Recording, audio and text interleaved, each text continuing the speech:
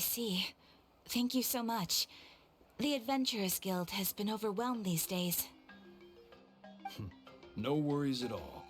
We've always valued the strength of adventurers. Given the current situation, it's vital that we all work together. Since we're facing the same enemies, I'll send you the intel we've collected on the Abyss so far. Then we can take a look at how to coordinate our efforts. All right. Thank you so much. Hi, Catherine. It's us. Got any new commissions? You two have come just in time. I've got some good news. The Pyro Archon has finished assembling her forces and stationed them all across Natlan. Given how the Abyss has ramped up its activities lately, we can no longer afford to act only after receiving news of an invasion. So the Pyro Archon suggested that the Scions of the Canopy and the Adventurers Guild focus on collecting and disseminating intel. That way, we can stay informed of everything that's happening across the land. Once we receive word of enemy activity, we can notify the nearest camp and the stationed forces can take immediate action. Yes, precisely. This should also allow us to focus on gathering information rather than running around and trying to tackle everything at once. So please also take a chance to relax, you two. You've been working hard these days, and this will be a good opportunity for some well-deserved rest. So that's the plan. Whew, we can finally stop and take a break.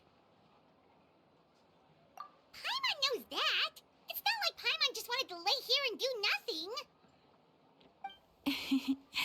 The movements of the Abyss are always unpredictable. There have also been times when it suddenly became more active in the past.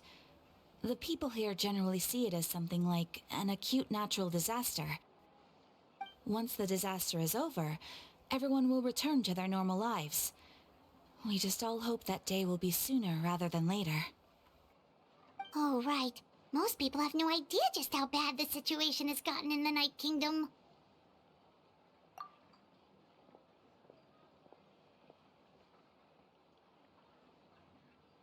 Oh, hey, Kachina! Are you feeling better now?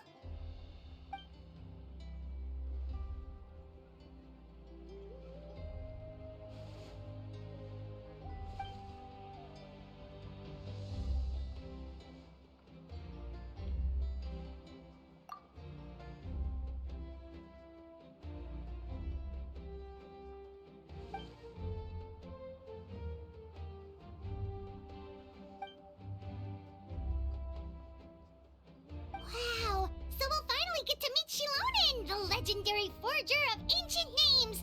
Paimon still can't believe anyone could forge those things.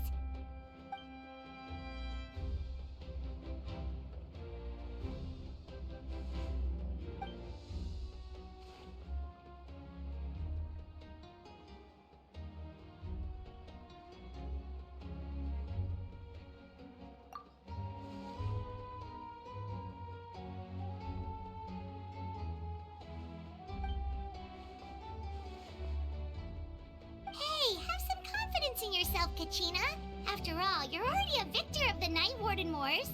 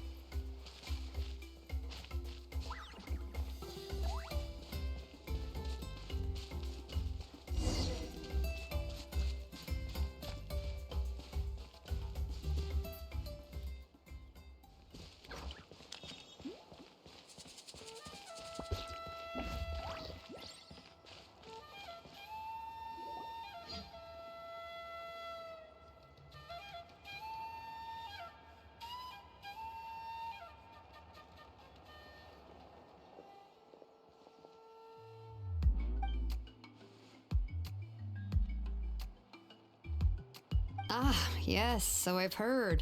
So young, and yet you've already got quite the reputation. Wait, are you Outlanders?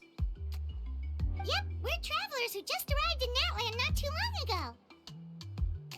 No, I mean, I was aware that you're travelers. It's just no one told me that you're Outlanders.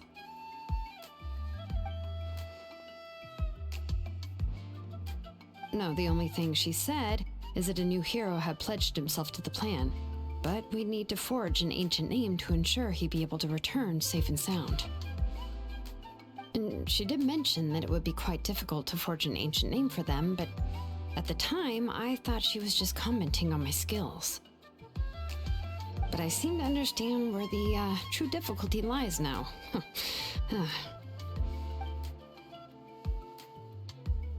Oh, I wouldn't go that far. I'm used to it, really. I just need a moment to process things. The Pyro Archon's requests are always difficult to fulfill, and we used to argue a lot. Honestly, it's probably for the better that she didn't bring this up at the time. Anyway, I can't argue with her if she isn't here, and it'd be pointless to take my anger out on someone else. But, just because I understand her rationale doesn't make me any less upset. After all, she must have known that forging an ancient name for an Outlander is an impossible task. It's impossible? As you probably know, an ancient name is a symbol of a hero's sparing glory, which grows even richer and heavier as generations of successors inherit it.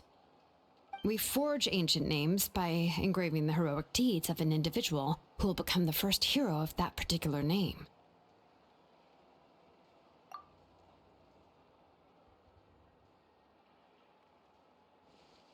But they were all performed outside of Natlan, correct? Yeah, that's right. Then those deeds haven't been recorded by the Night Kingdom. To take it one step further, even if you had performed heroic deeds in Natlan, as an Outlander, your actions still wouldn't have been recorded by our lands. Only memories and experiences that have been acknowledged by the Wyab can be used as a basis for an ancient name. Even the greatest of craftsmen cannot create something out of thin air, you know. That's just how it is. Seems the Wyab don't want just anyone to get a name, huh? Mawika, of all people, should know better than anyone, yet she's still entrusted the task of forging the ancient name to me. Oh, Paimon gets it. Nobody's happy being asked to do the impossible.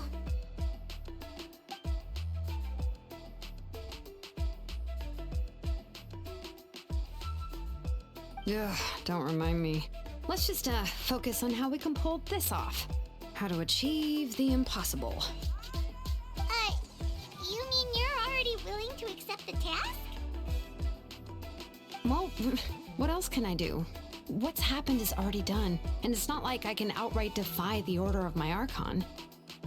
If she gave me this order, then she believes the ancient name is an indispensable part of our plan, and that I'll be able to find a way to make it happen. In other words, the order is an affirmation of my abilities. Oh, not only has she accepted the task, but now she's looking for silver linings?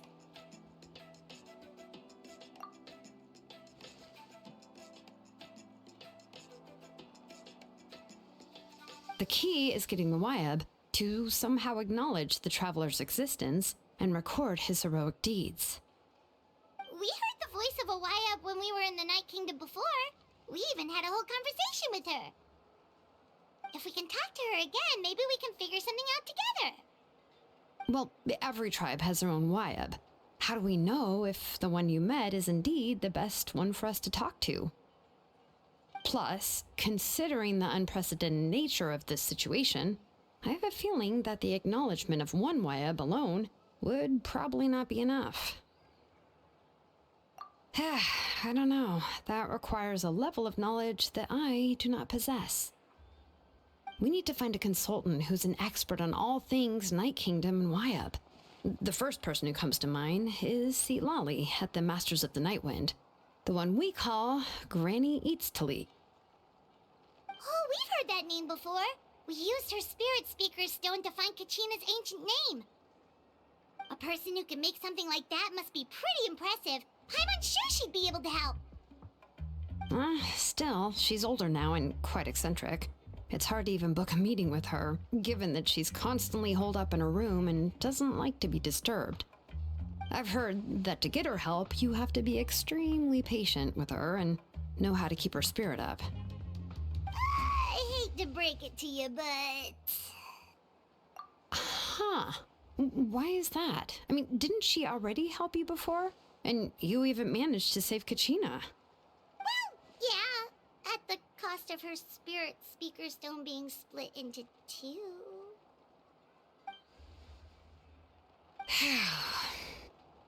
Great going, Moeka. We're already off to a rocky start here.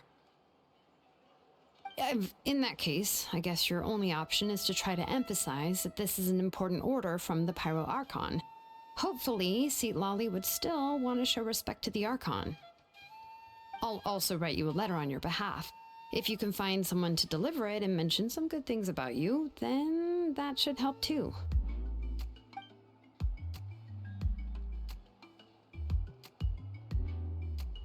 Paimon sure hopes a Hal won't interrupt when he's talking, though.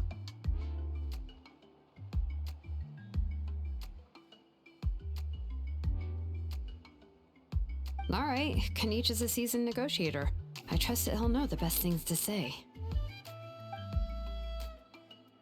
Please just give me a moment to write the letter, and we can meet up near the Statue of the Seven later.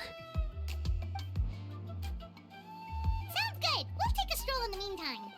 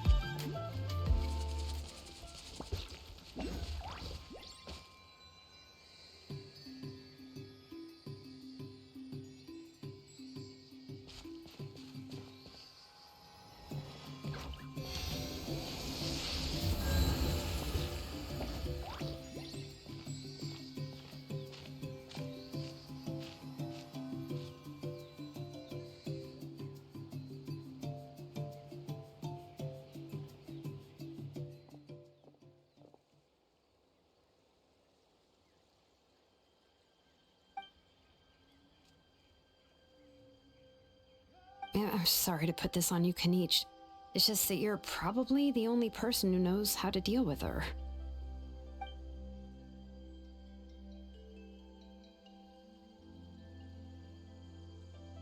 Oh, wait, so Kachina and the Traveler also know about the plan?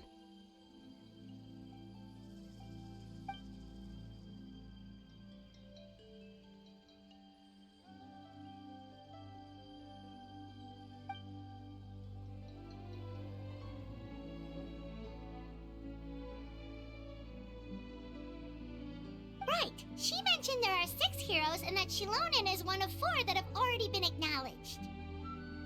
Oh, well, then I suppose there's no need to keep any secrets between us. Having companions walk by your side is perhaps the best solace when facing such a bleak reality.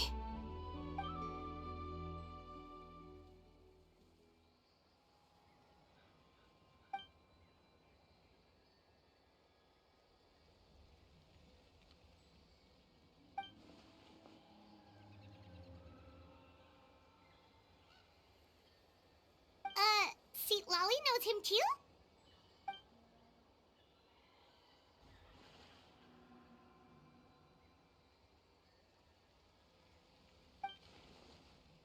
Given how the Masters of the Nightwind love to babble about dreams and revelations, they're already a pretty strange bunch to most.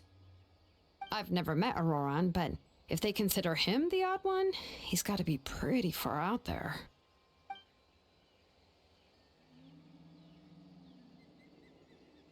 Huh. Makes sense. But Paimon wonders how Seatlali could be the first one to notice Auroran's disappearance if she spends the whole day in her room.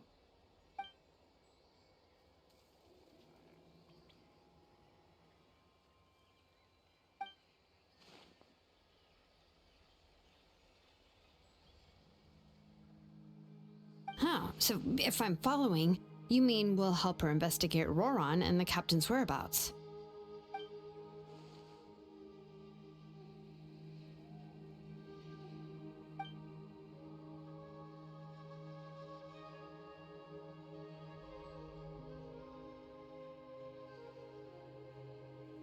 Yeah!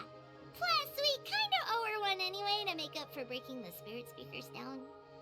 Ah, this is a pretty well thought out plan, as expected of Molly Poke Niche. Then, yeah, I'll leave my letter to you. Let's hope Seat Lolly can meet at the stadium in 2 days.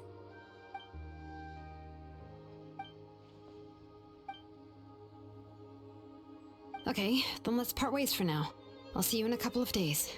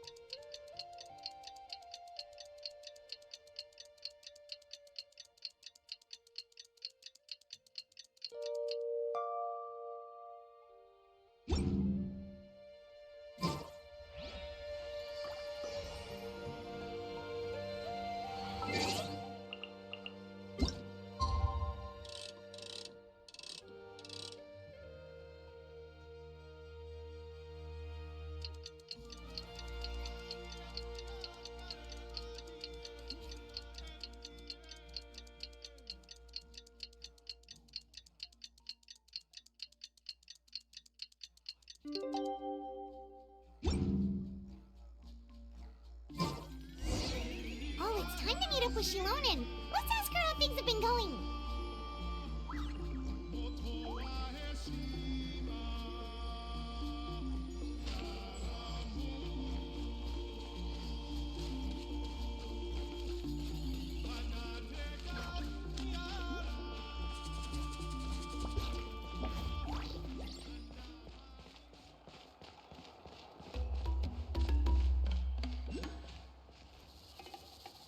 Hey, Shilonen, how's everything going?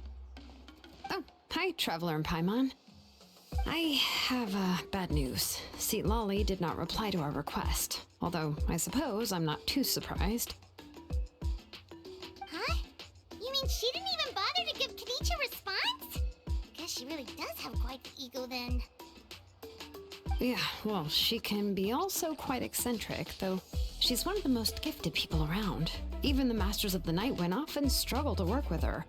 My guess is that she probably has other reasons for not deigning us with a response. But let's go to the stadium and see if we can meet her there. If we do get a chance to talk to her in person, we can still try to work something out. That's true. Let's go!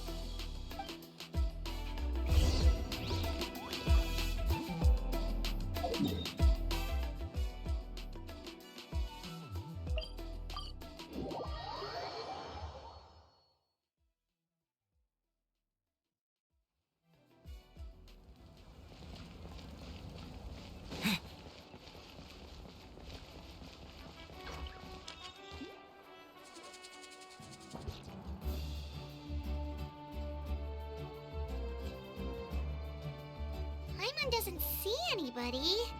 Seems she's just not gonna show up, huh?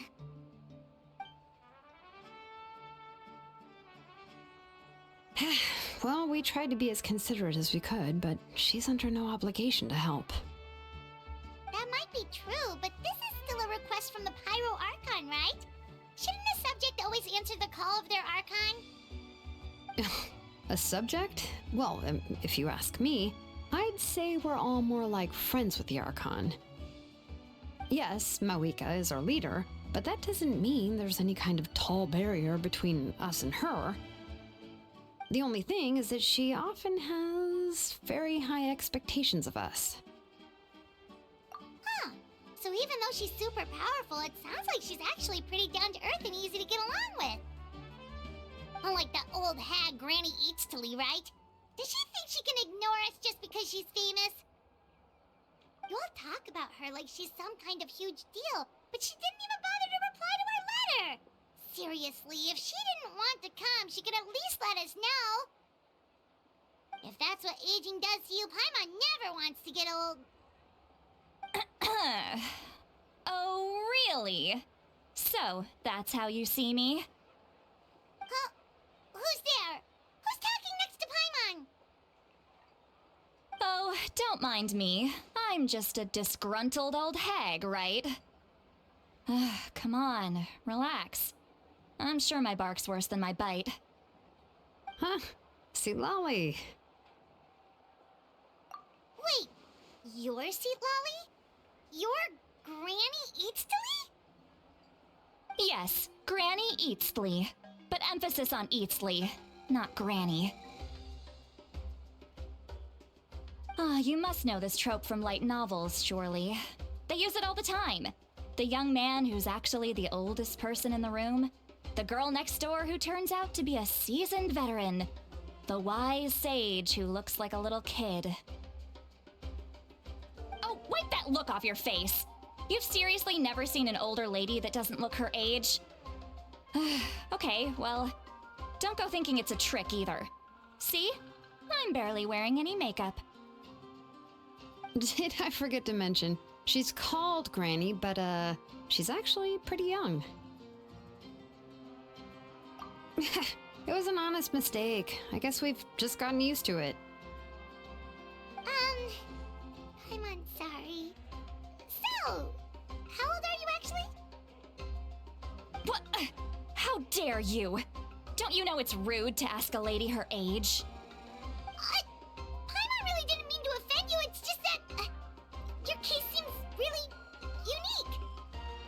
Oh, Paimon just wanted to apologize, but now she's putting more and more of her foot in her mouth. Really, Paimon just got a little mad since we thought, well, you were gonna leave us out to dry. It was my idea to invite you here, Seat Lolly. So if you're upset, you can just take it out on me. All right. I was only joking. I didn't mean to chastise anyone. There's really no need to take all this so seriously. If anything, I'm gonna feel awkward if we keep this going. I received Kenichi's letter and was planning to attend this meeting. Since I had already decided to come, I figured there was no need to draft a reply that simply said, "Understood." Besides, just showing up is the most important part, no? But, of course, it's also natural for people to get held up by one thing or another as they're trying to leave the house. It certainly was a bit awkward to see that everyone else had arrived before me. At first, I was thinking of quietly sneaking over, but since you were already here waiting for me, I started to think about how I should phrase my apology, only to hear you all talking smack about me. Anyway, that's the whole story. Honestly, it's not like I owed you an explanation anyway.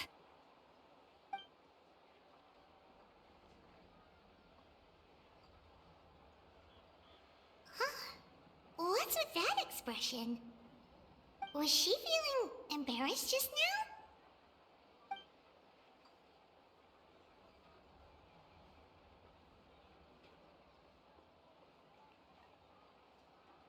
When the Masters of the Night Wind say they struggle dealing with her, I wonder if the feeling is mutual. She seems to be pretty awkward herself. Everything she does and says seems a little forced. Anyway, Shilonen, I heard that you require my help in crafting an ancient name. Correct. The situation isn't like anything we've handled before. Let me explain.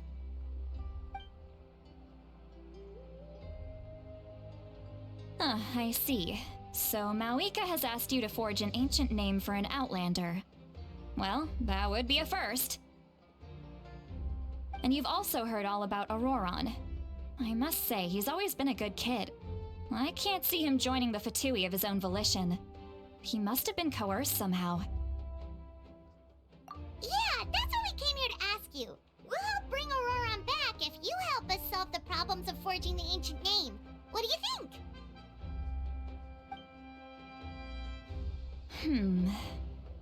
I suppose I'll just call you Traveler for now. Traveler, come here. Let me take a good look at you.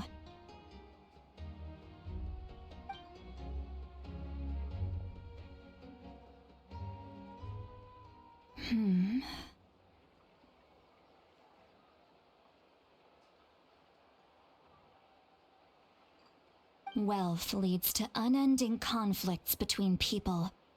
Yet you alone transcend the value of gold. Baleful thunder and wrathful waves bring terror to mortal hearts. Yet again and again, you've braved them to find new worlds. O weary yet free soul, even the most verdant leaf in the forest will pray for your happiness and safe passage. Those are all the things that I could see in you. You've experienced far more than even most mortals could dream of. You possess the heart of a sincere hero, along with the conviction to lift a torch above your head and walk headlong into the night. Huh? Don't move. There's something here. Huh? What thing? Don't scare Paimon. Is the traveler gonna be okay? Shoo! That should do it. You've just returned from the Night Kingdom, so some fragments of souls were still stuck to your body. No need to worry. I've just cleared out the last of them. Isn't that kinda like having part of a ghost come back with you? It's nothing as serious as that.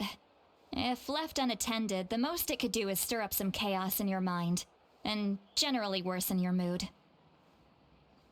Well, in that case, better to get rid of them. It was nothing. Shilonen, let's follow your proposal. Once you've brought Auroron back, I'll take you to see the Lord of the Night. The Lord of the Night? But don't we need to talk to the Wyab of the tribes? Something this important is beyond their jurisdiction. Only the Lord of the Night can decide whether we can grant an ancient name to one who does not hail from our lands. The Lord of the Night is an ancient entity that rules over the entire Night Kingdom, constantly borrowing the power of the sacred flame to combat corrosion from the abyss. Oh, so you're basically saying it's even more powerful than the Wyab of the tribes. Well, that sort of makes sense, being the lord of the entire Night Kingdom and all. Not exactly. It's not so much that one's more powerful than the other. But never mind. That's not important. It would take too much time to explain. Just listen carefully to what I'm about to tell you. The Lord of the Night is currently in a deep slumber, and we can only communicate with its consciousness while in a trance. In other words, in a dream. But I will need to prepare a few more things if we are to hold a ceremony to achieve the state of the trance. I'll make a list. Can any of you get everything for me? I can go. It'll probably be a long list, so better leave it to someone who knows all the local vendors. Sounds good. Then we'll go with St. Lolly to track down Auroron. Phew, the Fatui are nothing to scoff at, so please, be careful during your investigation. If you need any help, just come find me. Yep, we'll be sure to play it safe.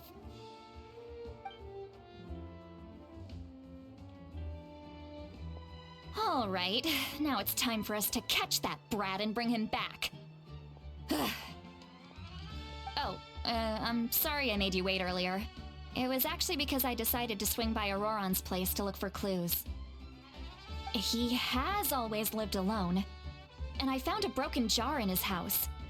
There was also something off about his phlogiston aphids, which I assume is because their keeper has been gone for quite some time.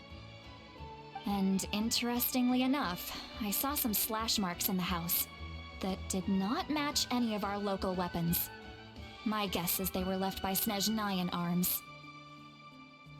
Oh, sounds like the Fatui broke into his house and took him hostage. But why would they kidnap a kid who just spends his days living in the country and raising aphids? He's only in his 20s. What would they want with him? That's not to say that I believe he's totally innocent, of course. Since he's the only one who was kidnapped out of everyone in Natlan, he must have done something to attract their attention. In any case, we'll get to the bottom of this once we manage to get him back here. I'm truly sorry to put you two through all this trouble with me. But Please help me get him back. You can count on us! All right, then let's start by heading to where Auroron was seen last.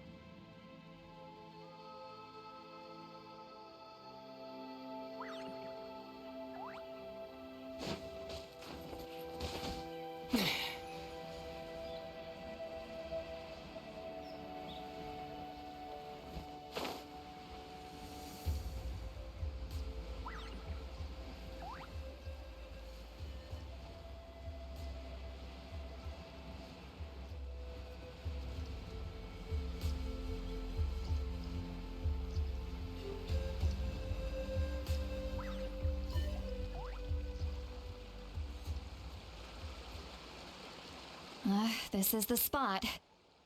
An eyewitness claimed to have seen Auroron speaking to some Fatui soldiers here. I don't know how much you're willing to believe me, but Auroron really is a good kid. I see no reason why he'd suddenly get involved with the Fatui. I'm convinced that what the witnesses saw was actually the Fatui coercing him, or perhaps trying to extract information. However, I doubt anyone would believe me, given there are no signs of a fight. Didn't Kanich say that she's a big name in Natlan?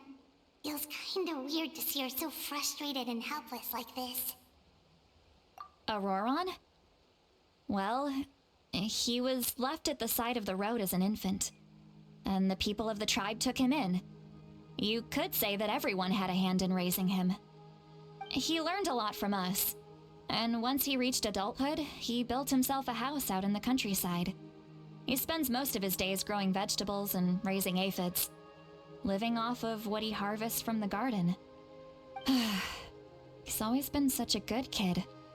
He would even get his friends to deliver whole bags of fresh produce to my place. Oh well, let's keep looking. He can answer all of our questions once we find him. He's been raising phlogiston aphids for a long time, and since they were disturbed, they secreted a special type of phlogiston. We can use that substance to track his movements. Let's follow the phlogiston trail. Huh? What trail? Paimon doesn't see anything. Oh, right. I forgot your eyes don't naturally perceive such things. Here, give me your hand.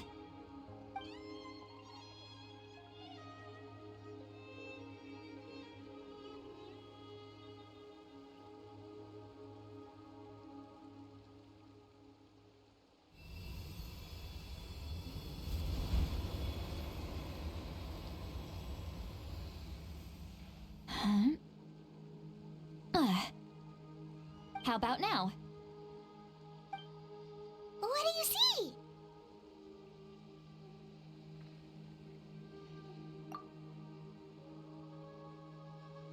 Whoa, Paimon can see it now too! That's right. I used a spell to temporarily transfer a portion of my senses to you. For a short while, you'll be able to see the phlogiston too. Wow, you can even share your senses with us? First time Paimon's heard anything like that. It requires a very rare spell that most people aren't adept at. But don't worry, it's a cinch for me. Between the two of you, it seems the Traveler's senses are a bit stronger than Paimon's. When I held your hand just now, I could sense that you've got a great affinity for phlogiston. You're extraordinarily gifted. Anyway, we'll need to use our vision now to track down Auroron. Good luck, you two. Over here, this way! See, Lolly might say a lot of deep and confusing stuff, but this spell of hers is really something.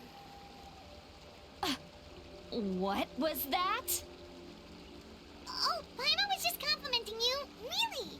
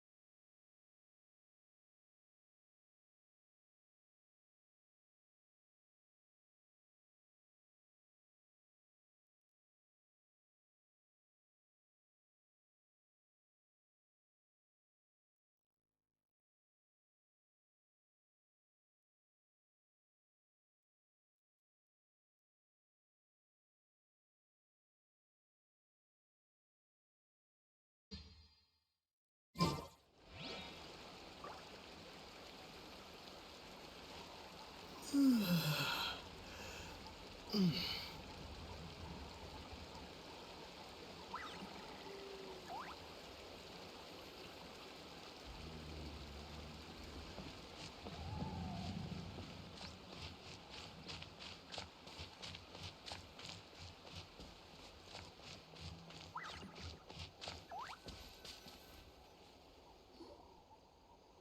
does she mean by deep and confusing?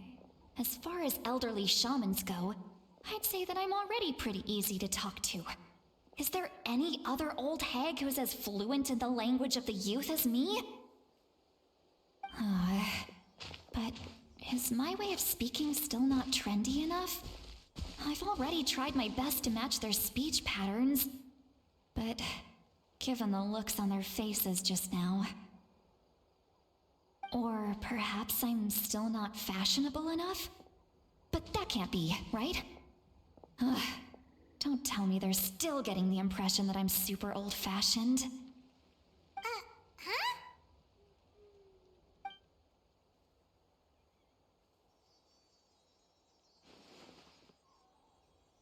Was that St. Lally's voice?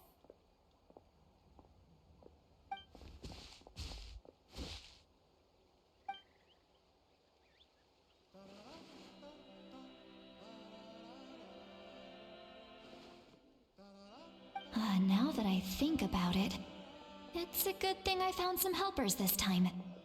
Some things are best done with the help of friends.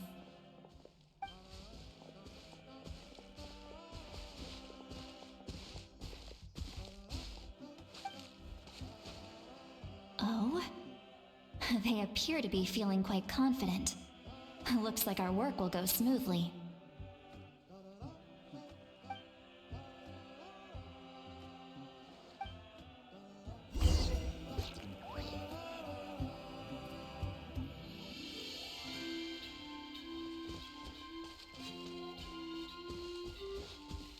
Hey, looks like there's a new camp over there. Yeah, judging by Paimon's experience as a guide, it definitely looks like people set up camp here.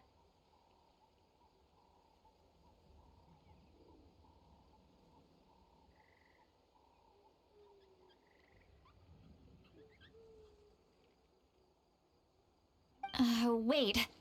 The phlogiston here is a bit odd. Let me see. Paimon sees a small shape here.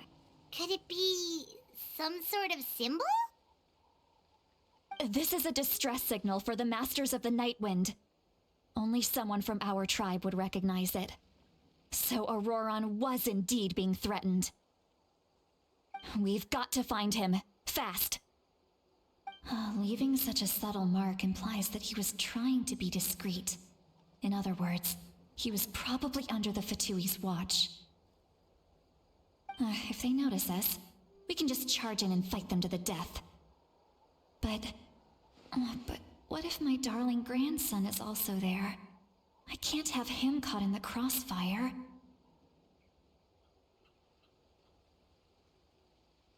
No, I've got to be careful. Otherwise he'd get hit as well. How annoying. No, I've got to stay calm and keep my composure.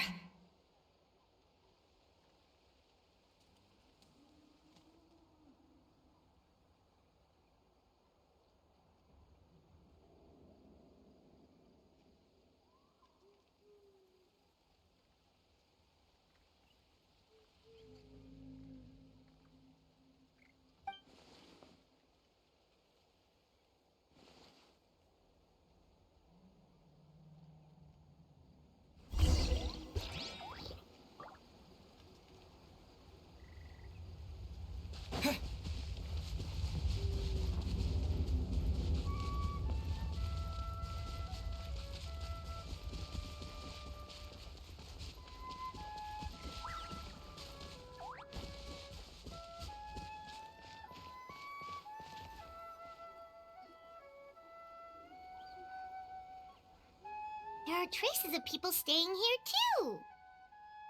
Wait a second. The phlogiston around here is jumbled up. I can also smell a mix of elements in the air. Pyro, electro, and some other elements as well. Kanich told us that you were super amazing. No wonder you can sense so many more things than us. It's about time that little brat said something nice about me. There are signs of a struggle here. Judging from what's left on the scene, there must have been a fight. But after that, the factions seem to have gone their separate ways. Both the phlogiston and the elemental traces in the air support that. Do you still remember the little mark we found before? Paimon's thinking, what if Auroron wanted to leave another distress signal, but was caught by the Fatui?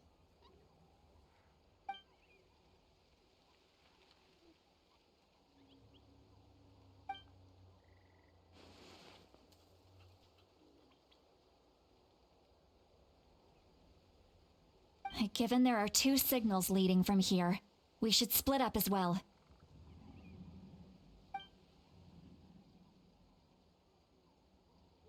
I'll take this direction, and leave the other one to you. Let's meet up again later. Auroron, what the heck were you doing? It's one thing to trouble me, but now I had to bring other people into this as well. You little brat. And off she goes. Traveler, did you hear all of that as well? Once Lolly left, that voice went away as well. Paimon even tried calling her name inside Paimon's head, but there was no response. So you were thinking the same thing. Paimon also thought that if we could hear what she was thinking, then she could probably also hear what we were thinking in our heads. She did say that she was quite adept at this spell, and it doesn't sound like she's had any trouble with it in the past. Huh, maybe we're a special case and can hear her thoughts as a side effect. If you think about it, she's really got a lively inner world. It paints quite a different picture from Paimon's first impression of her.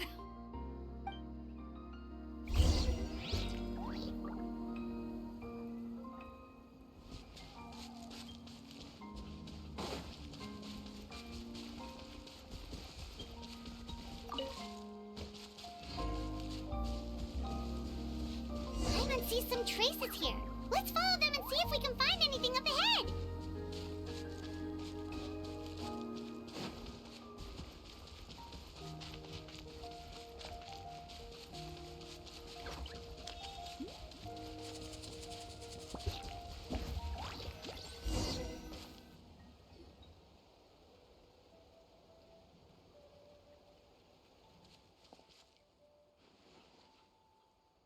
Did you find something?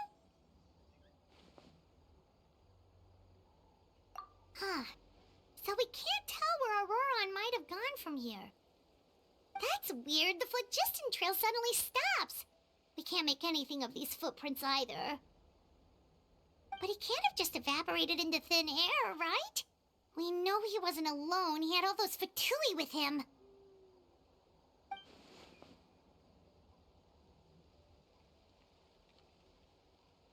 So, you can hear the sounds of the wind from beneath the earth.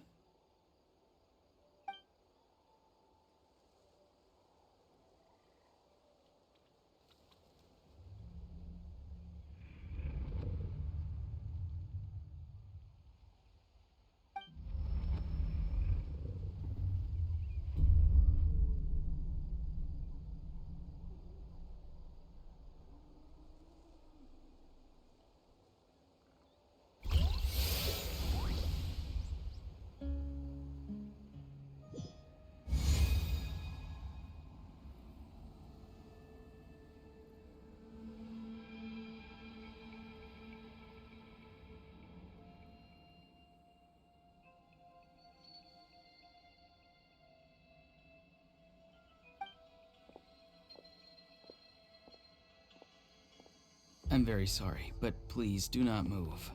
I have no desire to hurt you. I apologize that our first meeting has to take place like this. It's just that you're much like one of those animals with ears that perk up as soon as it senses danger in their environment. And given your combat proficiency, I would not have been able to gain an advantage over you if you were anywhere else in the world. However, you're now in the Night Kingdom, a familiar domain to the Masters of the Night Wind. Hello, traveler. I'm Auroron, the one you've been searching for. Ah, the Fatui's custody. I see. So even Granny has told you that I was coerced by the Fatui. I'm afraid you've been brought here by a lie, like a false omen in the lingering smoke. My friend and I only left those traces to lure you here. Deceiving you was never our true intent, however. It was simply the fastest and most feasible way for us to set up a meeting. Greetings, traveler from afar. Be careful with this traveler. His soul is temporarily restrained by us, and it appears to have become more fragile in the process. It's taking all my concentration to hold on to him. It was I who tasked Auroron with leaving the traces to lead you here, and I who used the Master's ritual to bring your soul to the Night Kingdom. I've heard much about you from the past encounters you've had with my colleagues. Given the present situation in Natlan, I would like to sincerely request a formal meeting with you, in person. I will use the opportunity to explain my goals and motivations to you, as well as why I mistrust Malwika, the Pyro Archon. I believe there is little reason for you to blindly follow her plan. If you would like to hear our intel, then find us to the east of the stadium. But remember, not a word of this to anyone. I would like to avoid any further conflict. You will see me again once you return to reality. No matter what I say, please, help me keep this a secret. This is all to avoid dragging Granny into this conflict.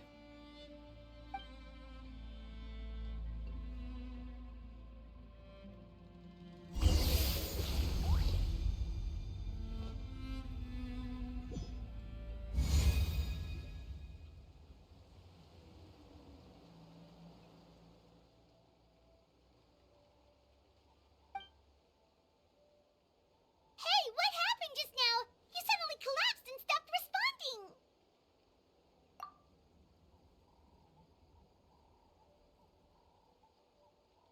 Hey, why are you sitting on the ground? Are you okay? See, Lolly! He froze for a moment and then just collapsed to the ground! Could it have been those leftover remnants from the Night Kingdom? Do you have any itches or pain anywhere? Don't worry. We can take a short break. Sorry, I know I asked for your help. But had I known you were feeling unwell, I wouldn't have taken you on this trip with me.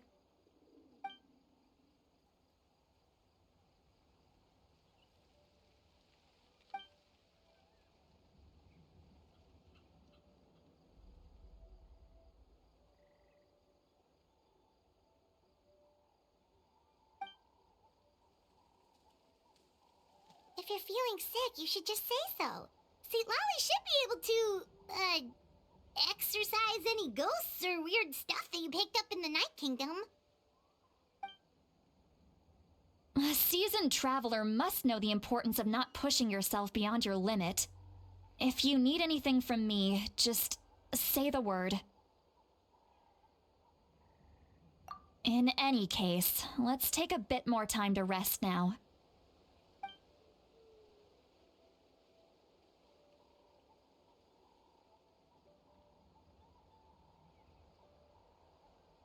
Need to be more careful next time.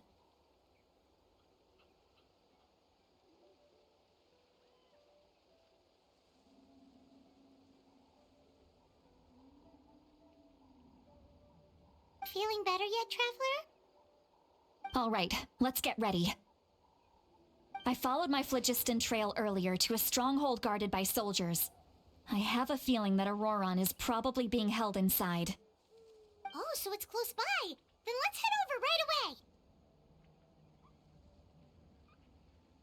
Well, I recruited you to be my helper, which means we're in this together. Like the wind and the clouds. We either move as one or not at all. But if you want to make it up to me, then just be sure to fight extra hard when the time comes.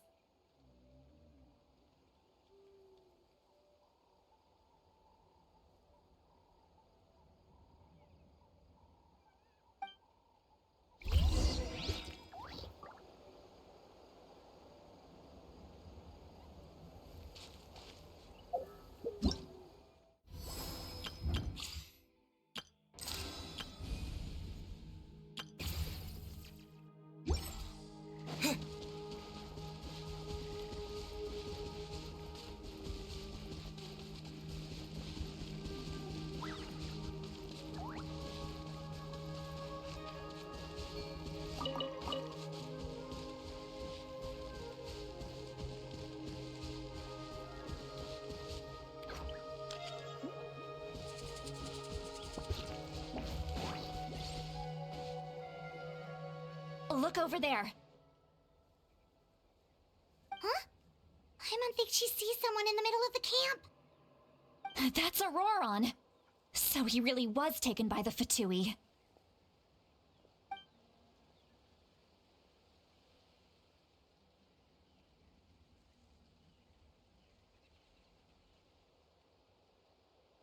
All right, we'll take the lead.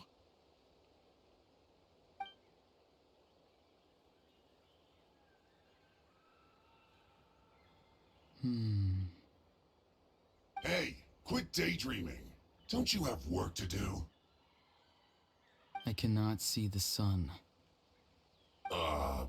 What? Without the sun, I cannot see the truth. You are currently blocking the light, so I must beseech you to move aside. Huh? Okay, Mr. Philosopher. That's enough mumbo-jumbo. Wow. I'm going to rip that guy's head right off. See, Lolly's struggling to control her temper now. Are you ready? Let's go kick their butts. On my count. 3, 2, 1! Still trying to resist? You've got no idea who you're up against. No excuse for slacking.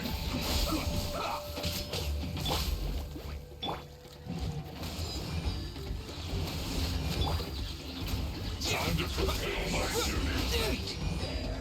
It isn't time for a break yet. This time, no escape. Nice and spicy.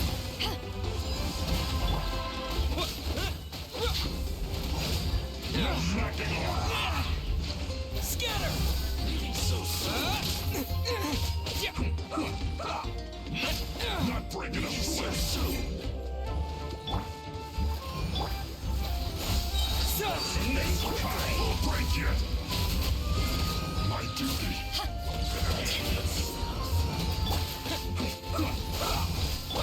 Come on, we can do it.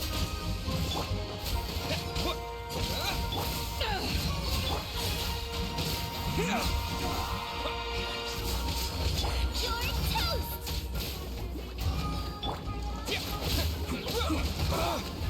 Propagate!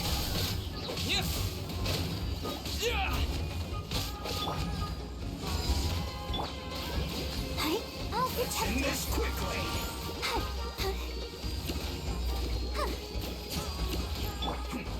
Scatter! Booba, get them!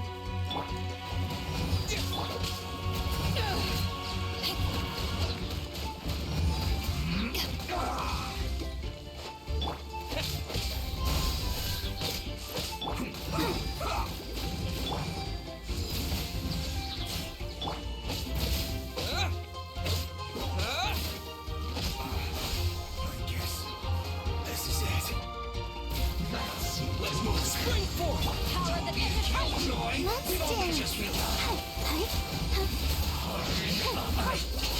Miscalculated. Quiet. You need a Maria. An unfortunate fault.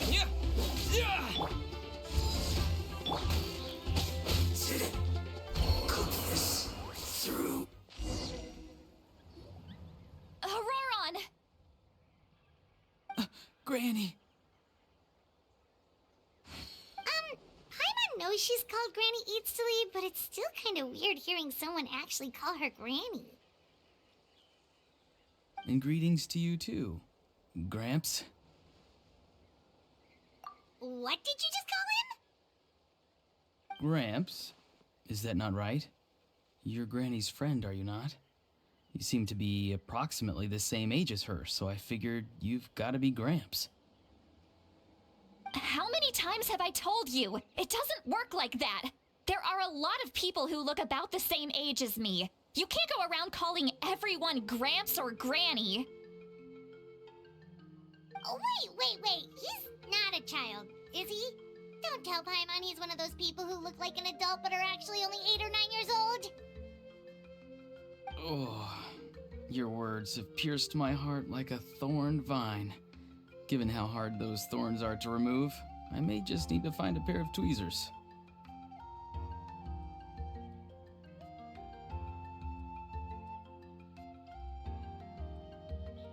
Why are you so upset? You can just say yes or no.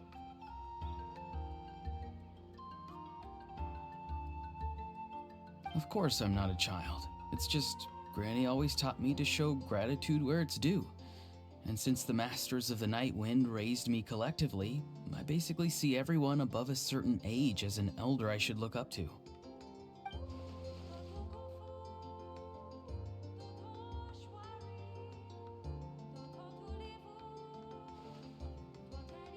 Exactly. But if you keep that up, then everyone's going to be your senior.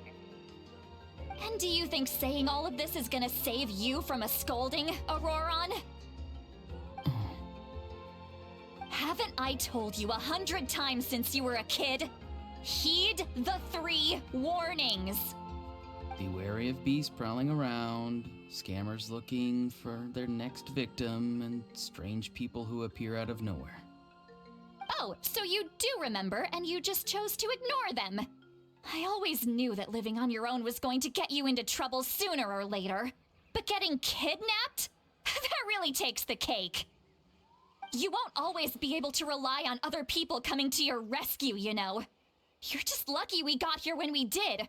Or we might be launching another search and rescue operation to find out where they put your severed head. I'm sorry, Granny. I'll be more careful next time. Next time? Oh, good one. You think there'll be a next time after this? Not a chance.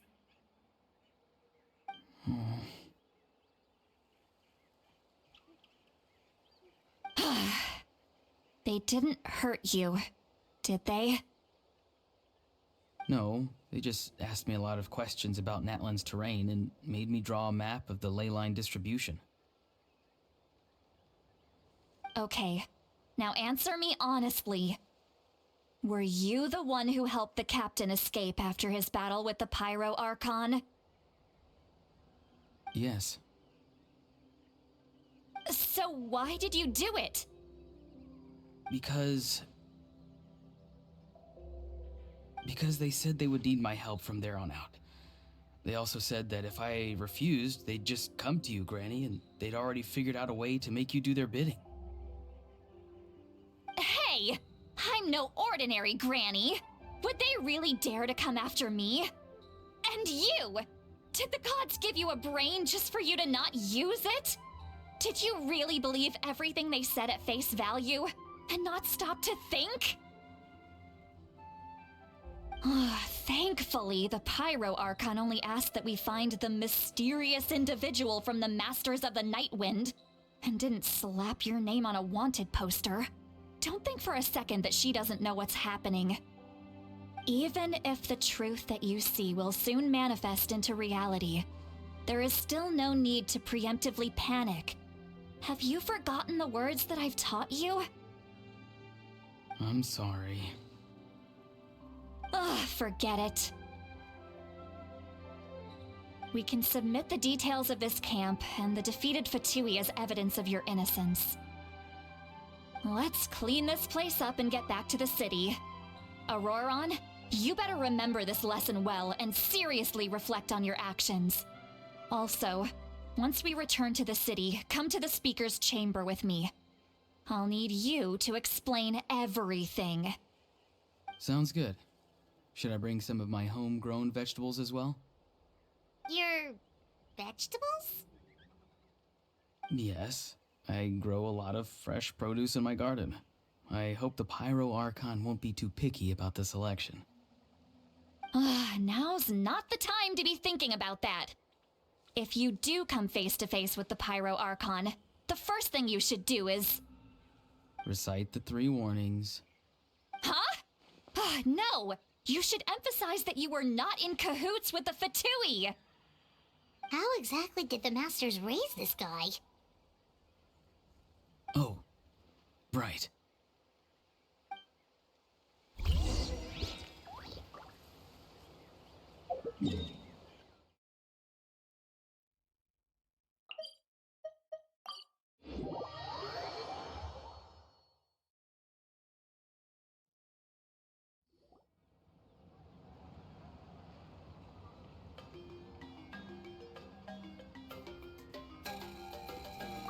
I see.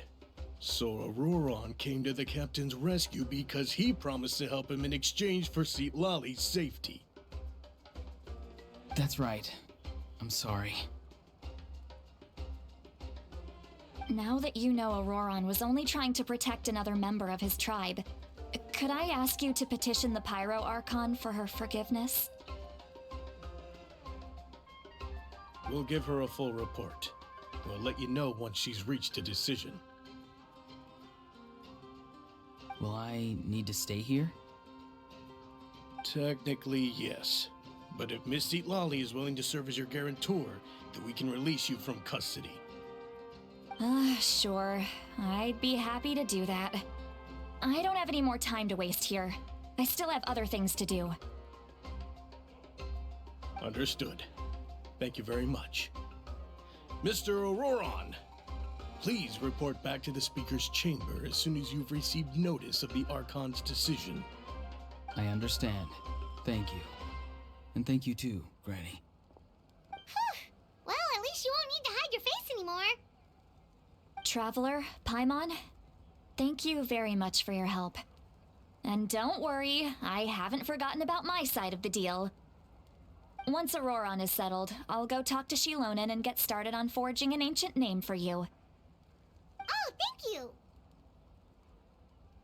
You scratch my back, I scratch yours. It's as good as done. You can just go twiddle your thumbs or something while you wait for the good news. Bye for now. Come with me, Auroron. We've got to find you a place to stay for the night.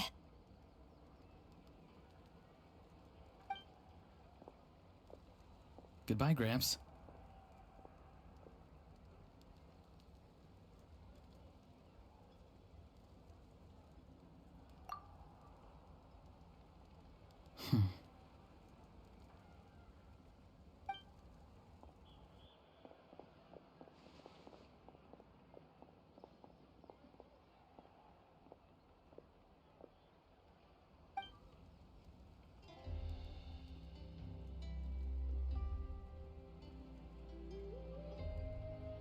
We're finally done. Alright, it's time to find some grub. Huh? What is it, Traveler?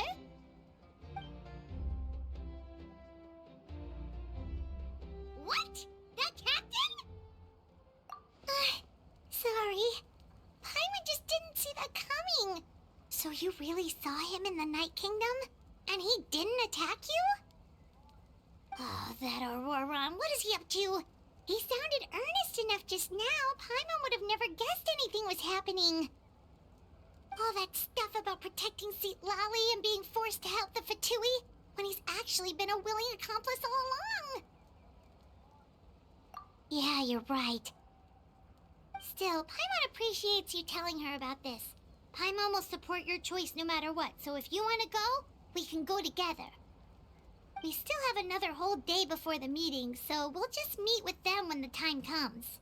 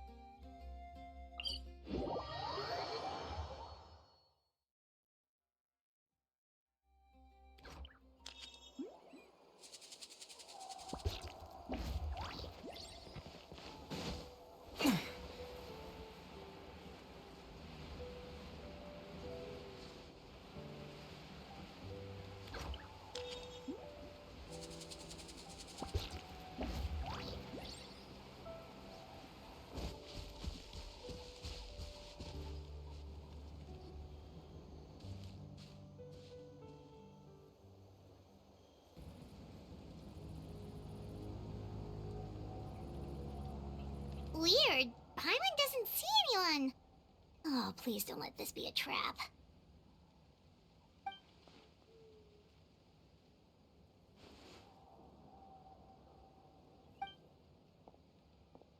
What was that?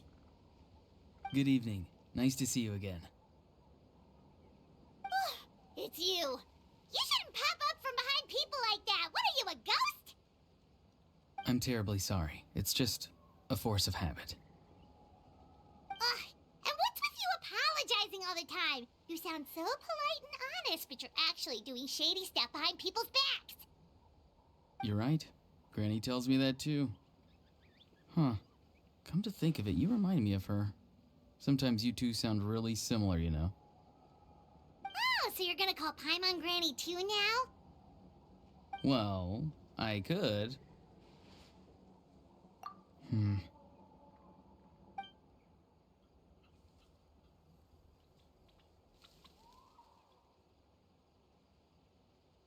It's all clear. Over to you. Excellent. The fact that you showed up proves that I was right about your character.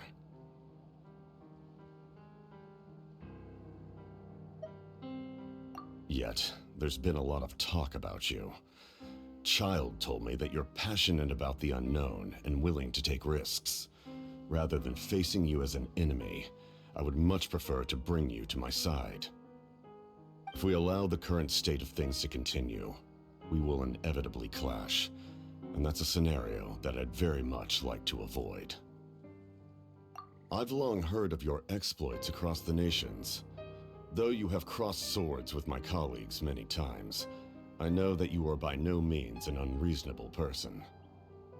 And once you've learned the truth that the Pyro Archon Malwika would never willingly share with you, you may just find it in your heart to consider my proposal. I assume you've already been informed of the Pyro Archon's plan. In order to defeat the Abyss and save Natlan, she still needs 2 more heroes to appear. Wait, how did you know that? Never mind. Guess that's not important now. I've long kept a close eye on her plan. To be frank, it's an exceedingly risky plan. Will the heroes really appear? And even if they come to her, will their power be enough to drive the Abyss back? If any part of the plan goes awry, all of Natlan, even all of Tevat, will pay for her mistakes. Now, you may have been led to believe that this is the only plan available to her. But what if I told you she's had another emergency plan all along, the details of which she has chosen to keep hidden from you? An emergency plan? Yes. A way to keep Natlan intact, even if her original plan fails. but given the painful cost of its execution, she has chosen to keep it as a mere backup plan. Whether this stems from hesitation, fear, or even naivete, I cannot say. But Natlan cannot afford to wait until she comes to her senses. My fear is that given the enormity of the decision, she will be reluctant to confront the dire reality we face until it is too late. There will be no time left to execute the backup plan, and all of Natlan will be lost to the abyss. We have to make the decision for her, here and now. Yeah, do you have any evidence for all this? Just telling us a bunch of scary stuff isn't enough, you know. Besides, wasn't it you who tried to seize the Gnosis for the Tsaritsa clan?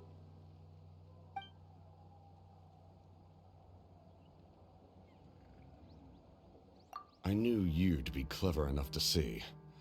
That's right. I did not seek the Gnosis for the Tsaritsa. Since I was defeated in battle, I must put to rest my thoughts about the Gnosis. But even so, my desire to save Natlan remains unchanged. And now, I have found a new way to solve the crisis. We can implement it immediately if we reach an agreement.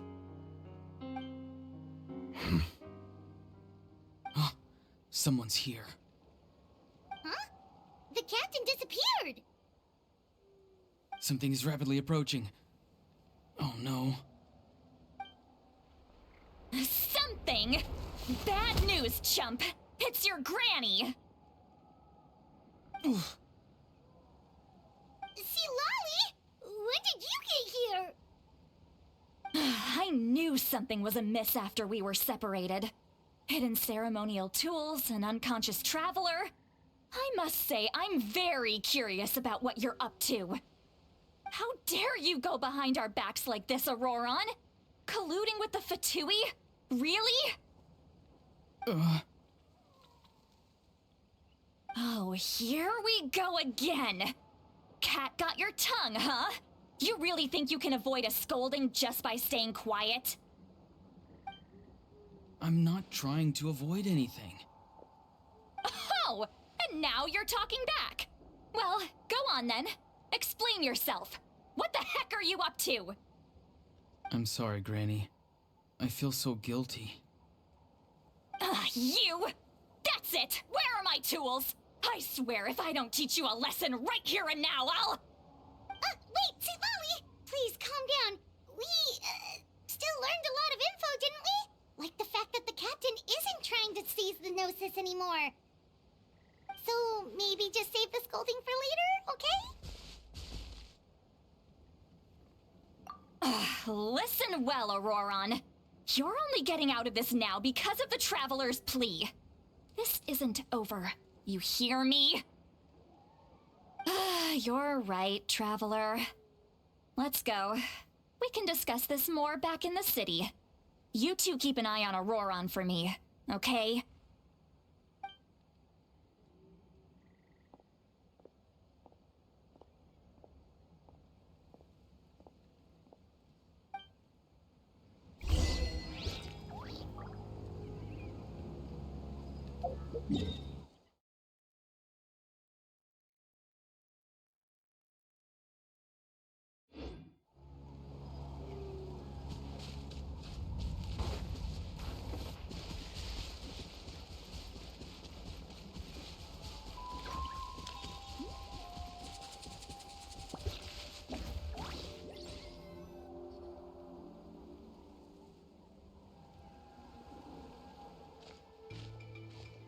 In all my years, I've never had a child cause me so much grief.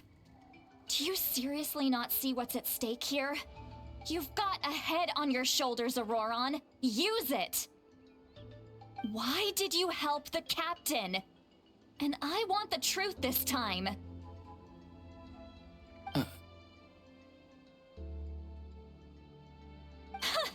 No answer? Think you're being smart? Then let me ask a different question. What does the captain want? What is his purpose in Natlan?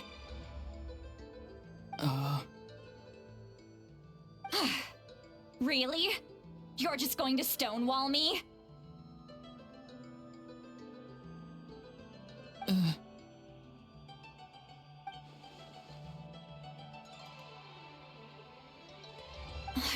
Use your brain for a second. What do you possibly stand to gain by helping the captain? Only endless trouble awaits you and everyone in the tribe. You've always been a good kid. Why would you throw that all away now? If you're worried about something, just talk to me. Granny would much rather we had a conversation instead of constantly clashing like this.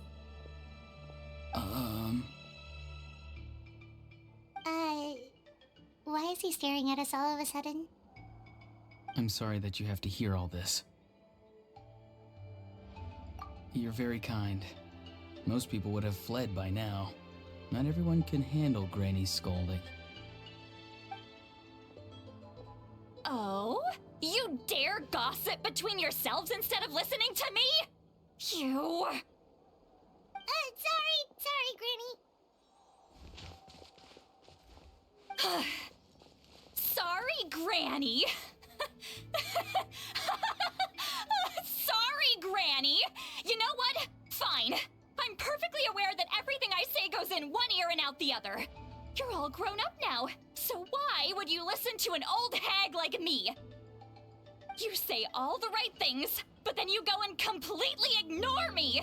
Well, if that's how you're going to treat me, you can stop sending Aoife over to my place to deliver your stupid vegetables! I don't need anything from you! Who's Aoife? A delivery person? That's irrelevant. The point is, he hangs out with this kid, so he must be no good. You kids get to a certain age and suddenly act like you know it all. There's nothing I can say to get through to you. Auroron, if you're still thinking about that so-called duty, then please, just forget about it. The ley lines did not fall to this state because of you. And we've long closed the book on that incident. Seems they've started talking about some kind of tribal history. I'm starting to get lost. That's not it, Granny. I know you tend to get down on yourself when you're upset, but I can tell I really hurt you this time. All I can say is I'm sorry. His voice. Auroron! Where have you gone? It sounds like he's somewhere super far away, but isn't he right here in front of us? I'm really sorry. It's up to all of us to do everything we can to save Natlan. So I've got to go. Get back here this instant! Auroron! What is this? Powder from plant spores? Is that the trick he used? What just happened? How was he able to suddenly get so far away like that? It's a trick of his. If you grind spores into a powder and spray it in the air, it can be manipulated to create an illusion. He pulled it off flawlessly. He must have put a lot of time into perfecting it. Don't tell me that's how he's been hunting in the fields these days. Oh, couldn't he have picked up something more useful? Little brat. That's it. The next time we meet, I'm definitely going to break his legs. Whoa, that's a little extreme. But still, why does he feel like he needs to run from us? If his goal is also to protect Natlan, then can't we work together?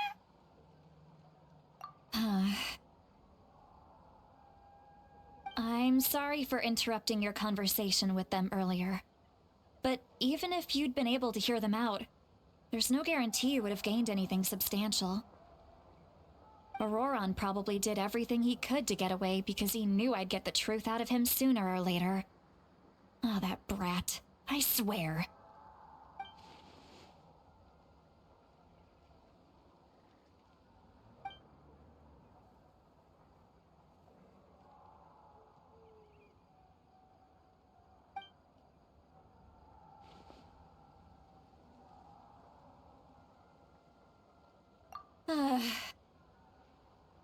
We've got quite a long walk back to the city.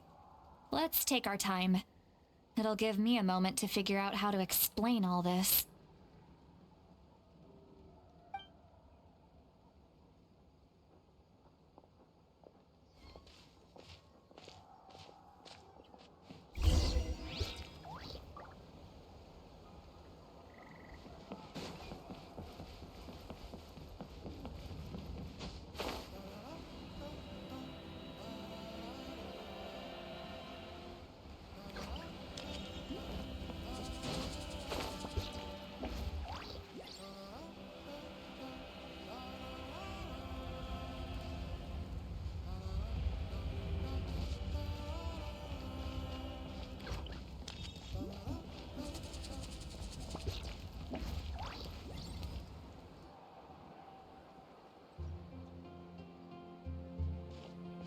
Do you two have some time?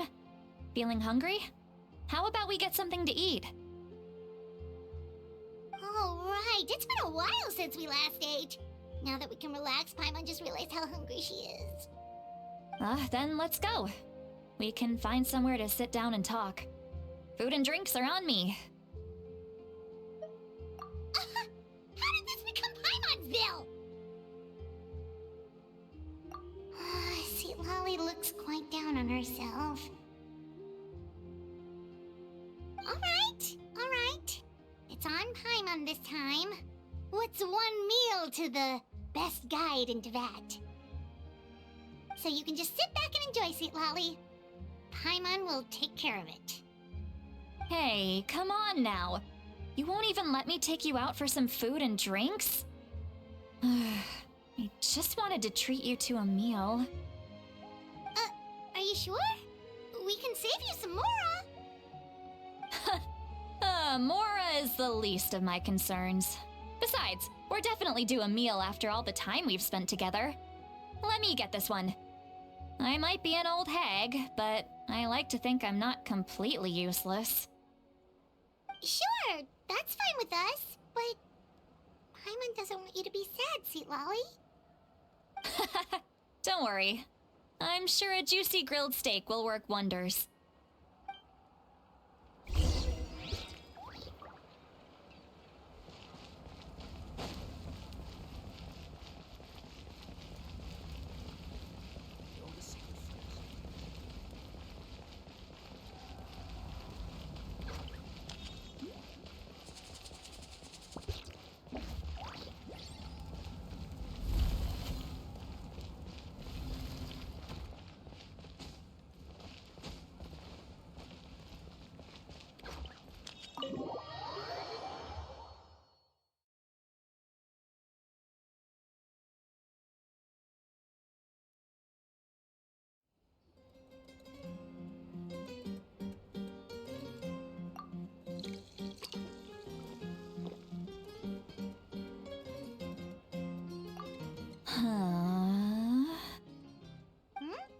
What are you looking at?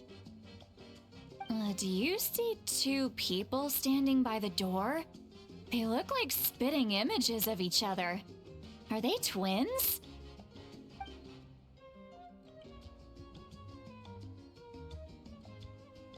But Paimon only sees one person there. Huh? How could that be? I guess my mind isn't as sharp as it used to be.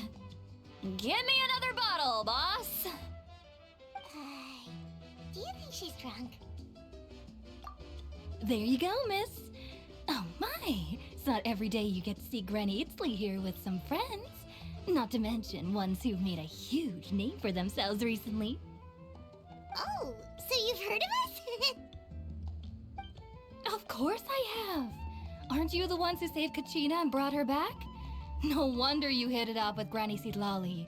She wouldn't spend time with just anybody, you know. I don't even remember the last time I saw her with a new friend. Wait, so you call her Granny too? Well, given our ages, it'd probably be more accurate for me to call her my great-great-granny.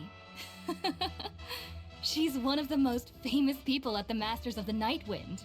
Most days, hardly anyone even dares talk to her. Huh? Gossiping about me right in front of my face now, are you, Chonka? Oh, please, Granny, I wouldn't dare. I'm just beyond happy to see you bring over some new friends. After all, any friends of our regulars are sure to be great customers too. All right, that's enough. Go on now. I'm sure the other customers would like to talk to you as well. There's no need to keep staring at me. I promise I'll keep my alcohol down until I leave. Well then, you have my thanks.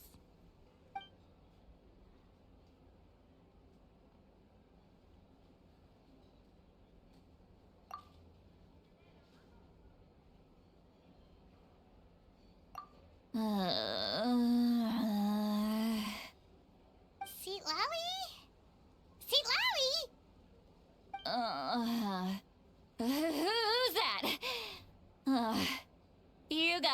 Some gall calling me by my first name.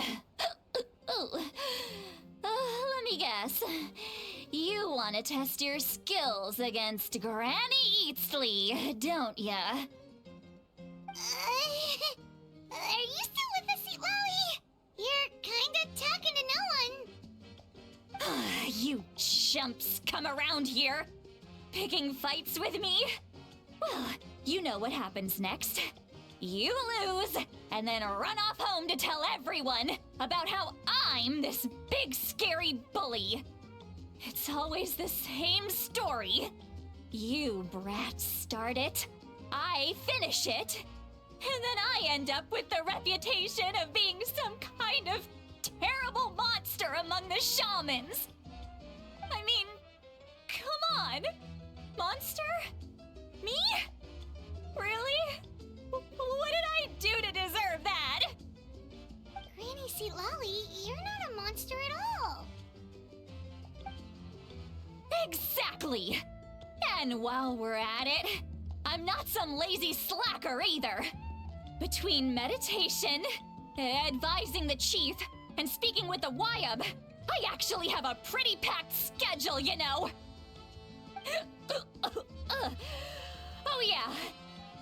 And I have to mentor all the new kids. Hey, new kid. Yeah, you. Don't play dumb. Didn't I teach you how to find phlogiston? You see? I know my stuff. I'm a good teacher. You tell him. That's more like it. About dang time someone showed me a little respect. Yeah, Granny's a hard worker, all right. You can always rely on old Granny.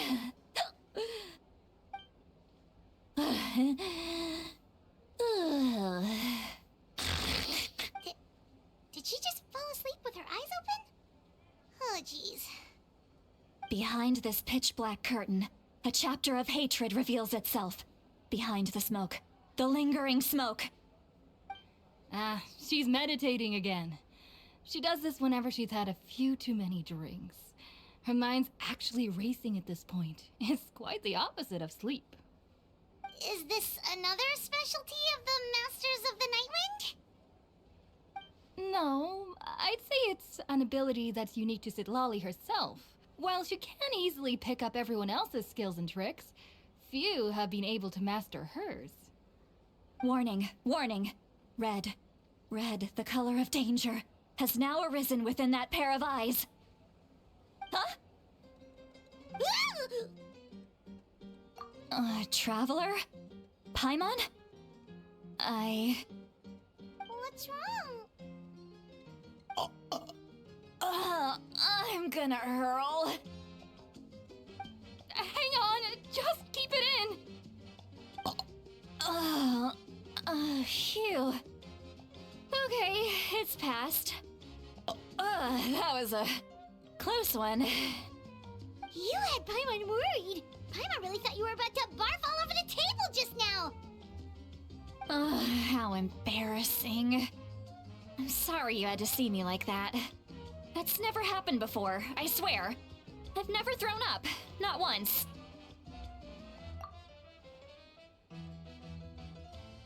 Are you feeling okay?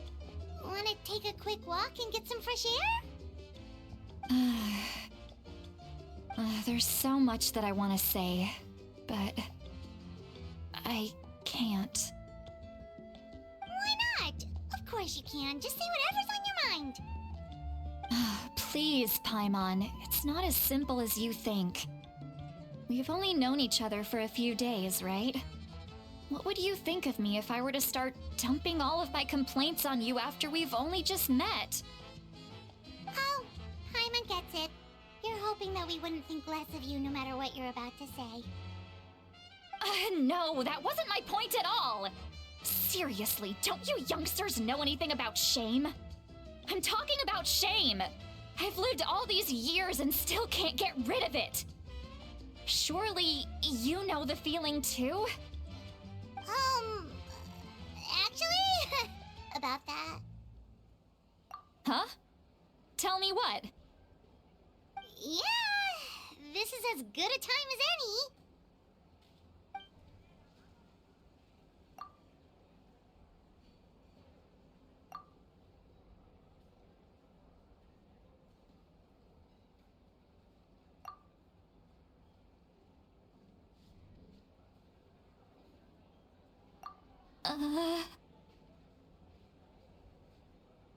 So, you heard...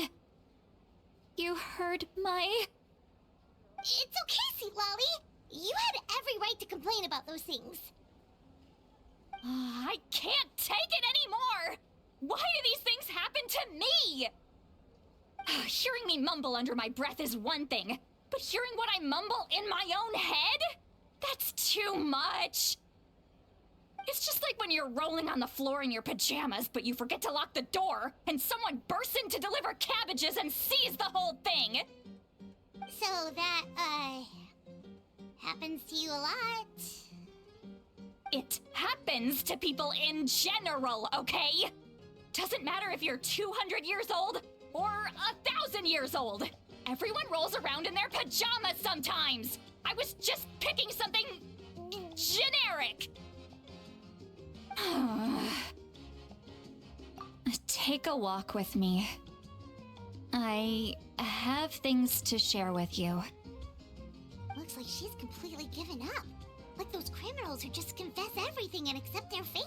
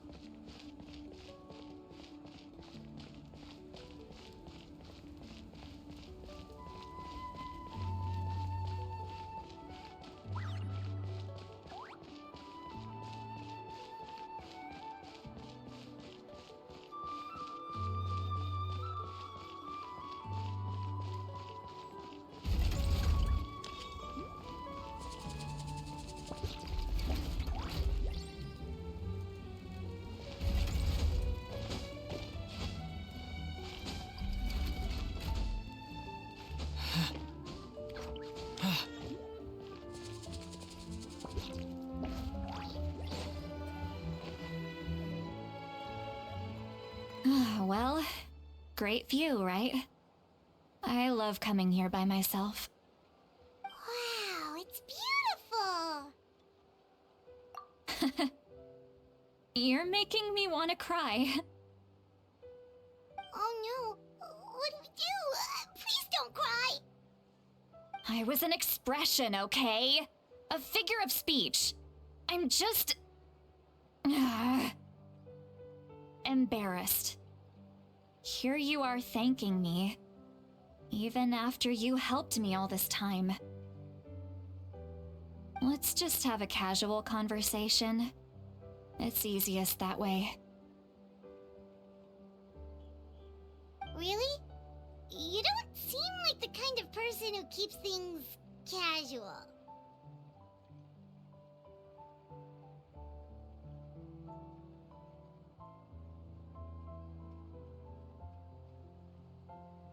Well, I guess I used to be more of a stickler for the rules. And you're right, I don't usually open up to the people of my tribe like this.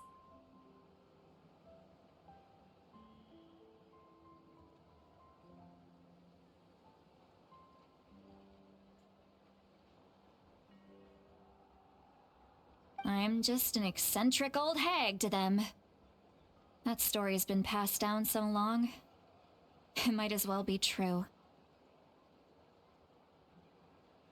But you're just a regular person.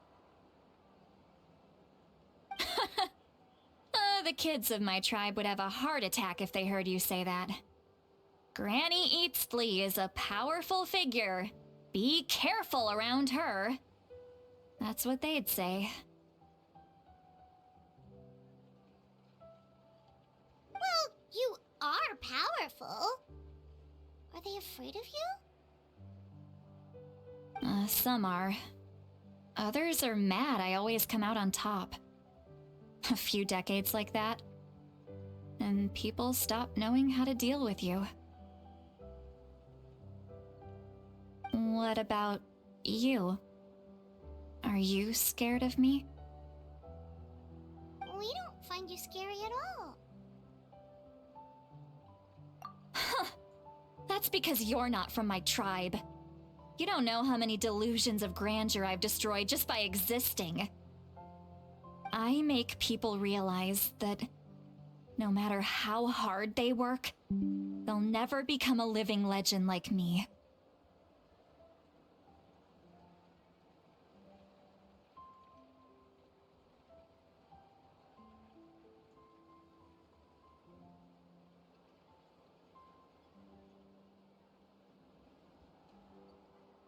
Oh, not to brag or anything. Maybe it's hard to believe. Just pretend I never said anything. We believe you. Shilonen has full faith in your abilities, and Auroran didn't seem scared of you. He thinks of you as his granny, right? Yes, but Auroran's a special case. Mawika already told you about her plan. And you've given so much help to Auroran and me. You deserve to learn the full truth. Auroran's not like other people. As I mentioned, he was abandoned as a child. The reason being, his soul is incomplete. The Masters of the Nightwind view this as a bad omen, capable of bringing about illness and misfortune. No one knows who his parents were. He was just left on a rock in the wilderness. It's a miracle he wasn't devoured by some wild beast. The Masters of the Nightwind believe they can see human souls, and in Auroran's incomplete soul, they saw a possibility for Natlan. A possibility to turn Auroran into a vessel for lost souls. The ceremony would allow lost souls to gather within him. Auroran would then be sent to the Night Kingdom to return the souls to their rightful place, strengthening the ley lines and completing the ceremony. Wait, that doesn't sound right. Now you see the problem.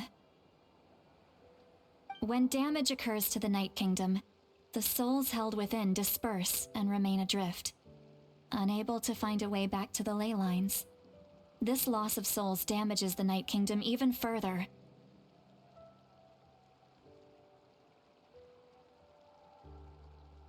The ceremony can send back countless souls at once, which would benefit the Night Kingdom and the souls themselves. Of course, the vessel, Auroran, would be sacrificed in the process. I wasn't surprised the chief at the time came up with the plan. The ley lines were already in a terrible state. A suitable candidate for the ceremony appears, and now you have the chance to make things better. Of course you're going to take it. When the chief asked for my opinion, I didn't give my approval, but I didn't object either. So they went ahead with the ceremony. It failed, and Auroran escaped with his life. Pathetic, isn't it? By not objecting, I basically gave them the go-ahead. Maybe they didn't have my explicit approval, but it's not like I did the right thing. If the ceremony was successful, Auroran would probably be dead. Of course, in my tribe, death is rarely something to fear. But what kind of message would we be sending by sentencing a newborn to death? By using a human life as a tool? It's not right. So, When I learned the ceremony had failed, I was ashamed by my inaction and absolutely relieved by the result. The plan was never a secret. Or, I guess I should say, there was no point to keeping it a secret. A simple investigation from Auroron would reveal everything. Everyone thought he would be happy he survived, and he never really said anything to the contrary. But just as I was about to put all of it behind me, he asks this question. Would Natlan have been saved if the ceremony succeeded? Wait, but it's not his fault. He knows that, but he still feels guilty. Auroron has a strong ability to perceive souls, more than any of us. He understands just how dire the situation with ley lines has become. Maybe he chose to work with the Fatui because he still thinks he owes a debt to Natlan. I can only imagine what they told him. Traveler, didn't the captain say he found a way to solve the crisis? Maybe that's what brought Auroron into this. Anyway, we can't just let things go on like this. We have to convince him to come back. You don't look so good, Seatlolly.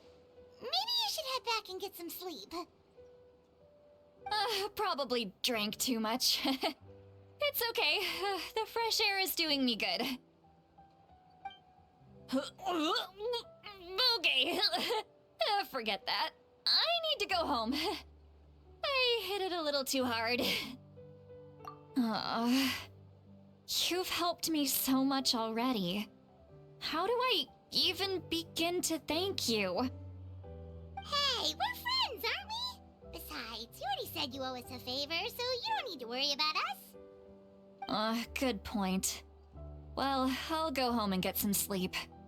We can figure out our next move in the morning.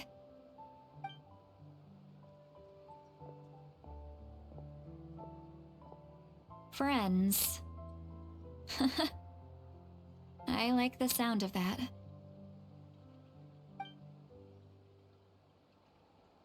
Auroron's probably back with the captain, don't you think?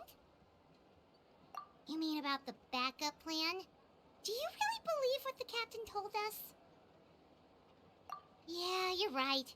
We should just go to her directly. But she's probably asleep. We can find her first thing in the morning. For now, let's... go to bed.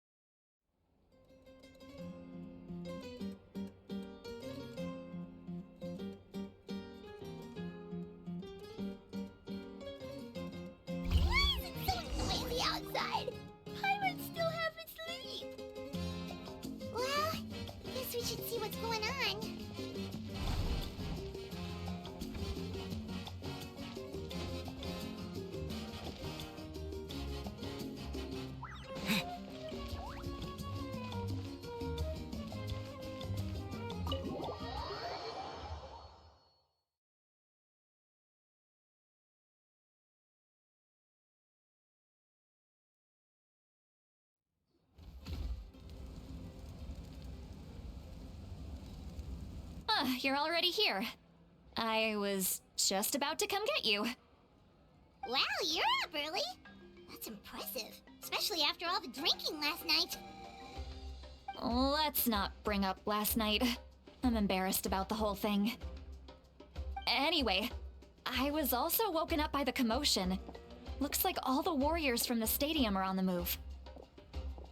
I heard many areas have been attacked by the Abyss, including the Masters of the Nightwind. I need to head back right away. The Abyss attacked again? Are you sure you can handle it on your own? Do you need our help? I'll be fine. We also have the support of the warriors stationed at the various outposts. Given the quick response, things shouldn't get too serious. The stadium could always use more manpower, so you should join the forces here. I'm done making excuses for him. He's not a child anymore. He needs to take responsibility for his actions. I was the one who vouched for him, so I need to report back to the Speaker's chamber. I'll accept however they choose to handle the situation. But I should be able to convince them to let me go back to my tribe first to deal with the attack. As for the ancient name, once we handle this crisis, I'll talk to Shilonen right away. Don't worry, I never forget a promise to a friend. Thank you. All right, I need to start heading back. She left in a hurry. The situation must be really serious. Oh, looks like a lot of people are heading to the stadium. Let's see what's going on.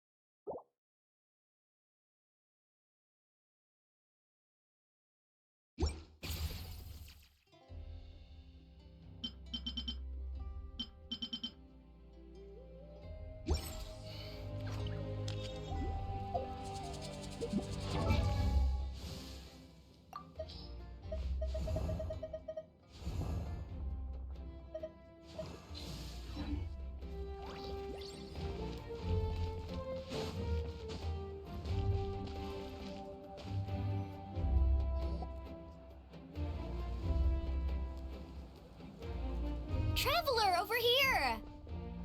Perfect. Our star Outlander has appeared. Oh, you're all here!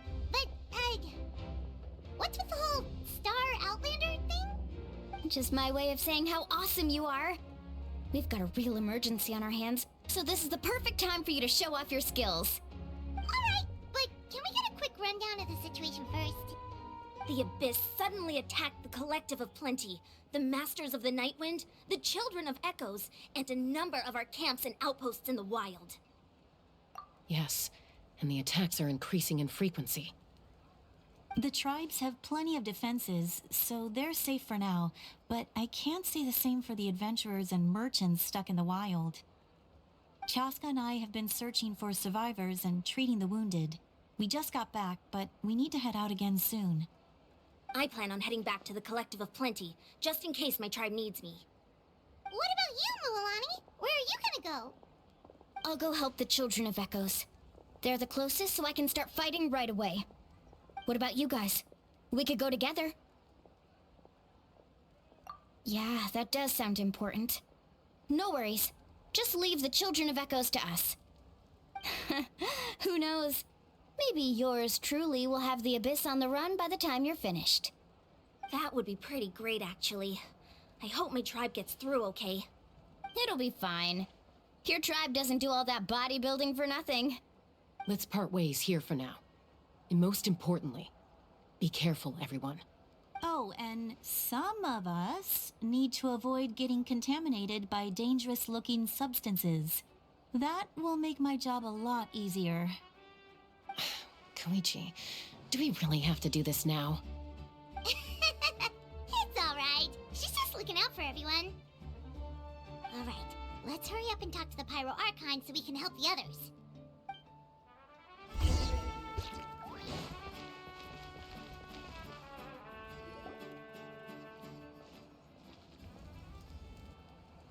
Oh, it's you two. As you can see, things are not looking good right now. People across Natlan are in danger. Look, I'm very interested in your recent adventures, but this is not a good time. So we'll have to keep our conversation short. That's alright, we're also in a hurry. We're gonna go help the Children of Echoes after this. What?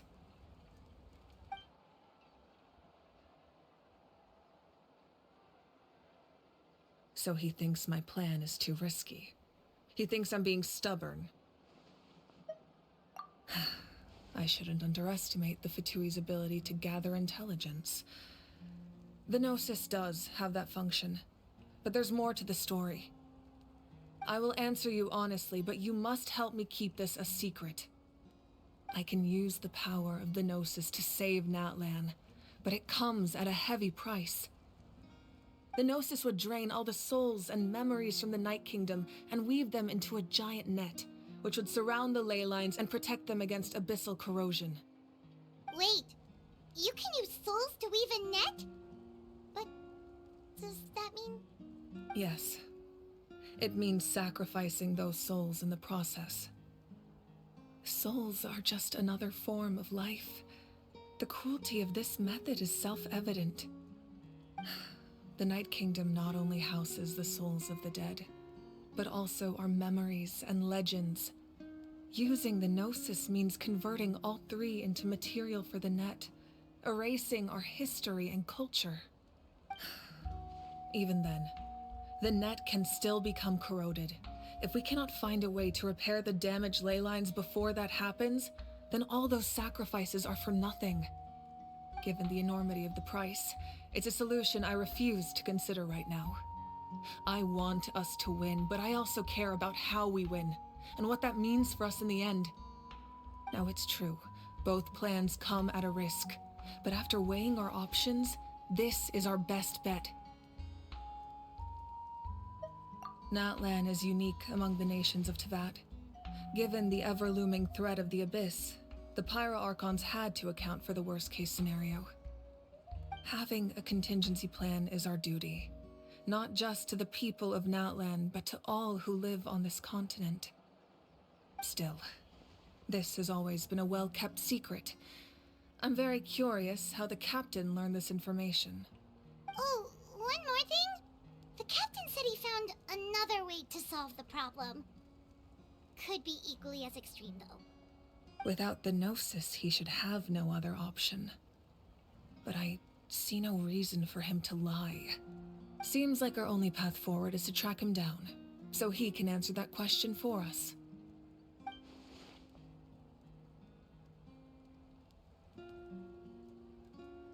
Judging by your expression, you must have doubted me, even if just for a second. Not even a little! We would never... Wait, what are you talking about, Traveler? Just as expected.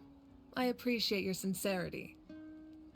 Maybe it was out of caution, anxiety, or simple curiosity, but know this. No matter what, our goal remains the same. We both want to save the people of this land. So now that you have your answer, do you still doubt me?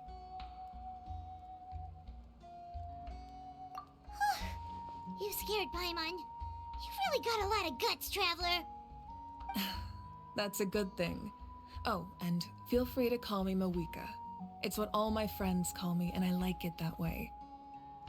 As for the captain, the intelligence officers we assigned to the Fatui should be back soon. We'll get our answer then.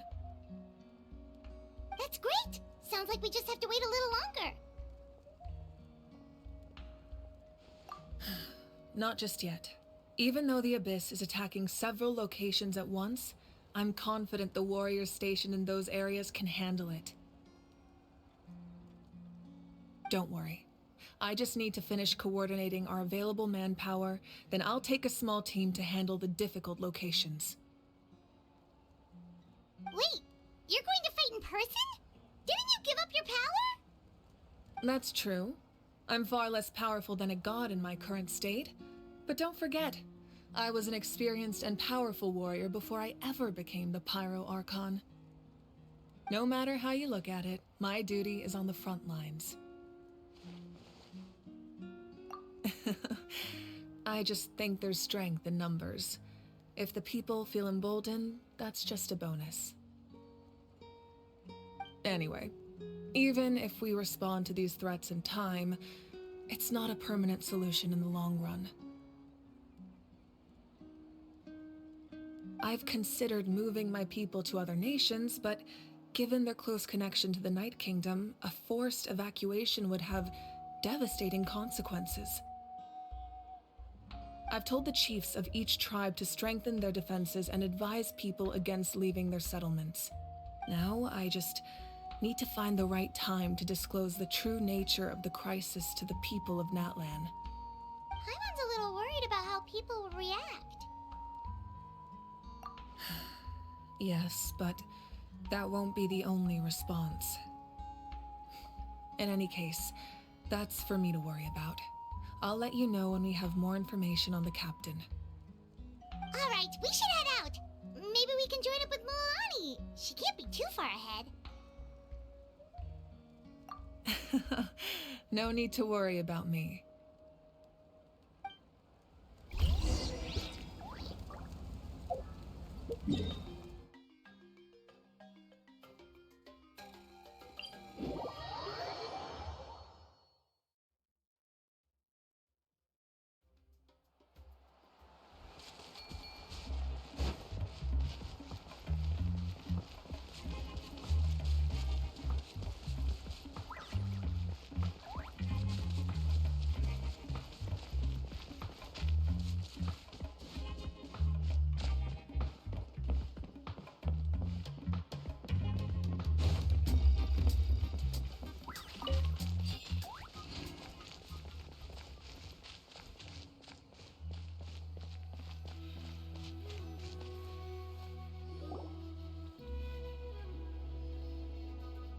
Quick, over here! To safety! Kachina, how many people do you have left?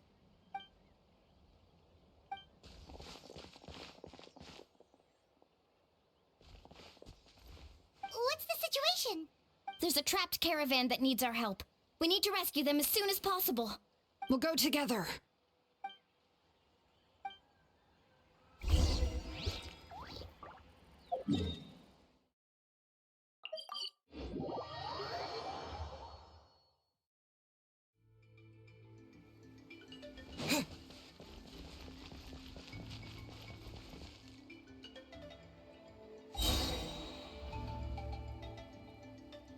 Stay safe. We've got this. Let the mountain's veins boil! Bring it!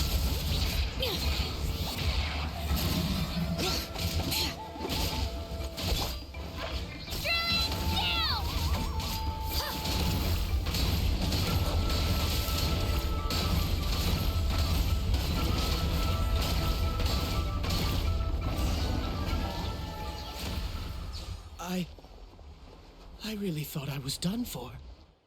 I can't thank you enough. Don't worry about it. We're just glad you're okay. Let's see. Your goods look fine too. Guess the Abyss isn't after Mora. That should be the last abyssal pylon near the Children of Echoes. By the way, where's Lolly? I thought she would come with you. The Masters of the Nightwind also got attacked, so she went back to help her tribe. She said we can deal with the ancient name later. That makes sense. The attacks are more urgent. Alright, this isn't a good place to talk. Let's head back to the tribe.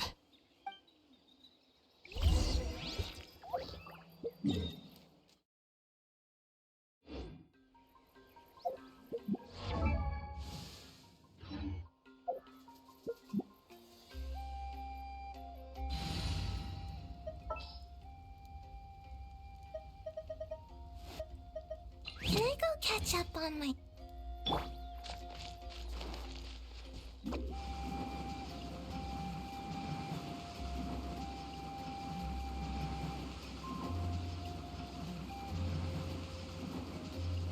And away I go!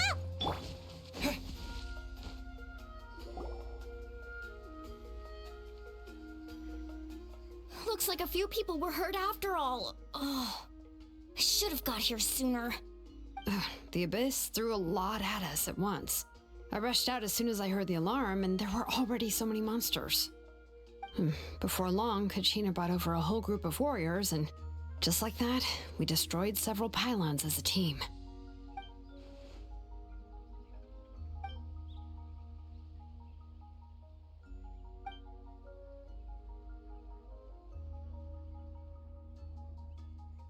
You mean the situation in the Night Kingdom, right?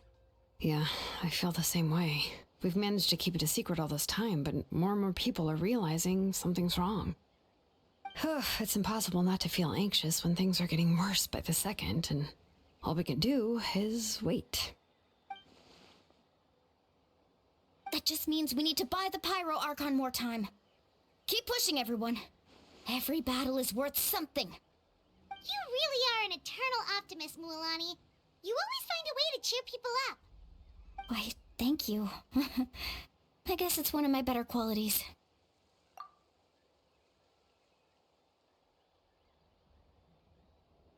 So, specifics aside, the Pyro Archon confirmed the Gnosis can resolve the crisis, but it comes at a huge price.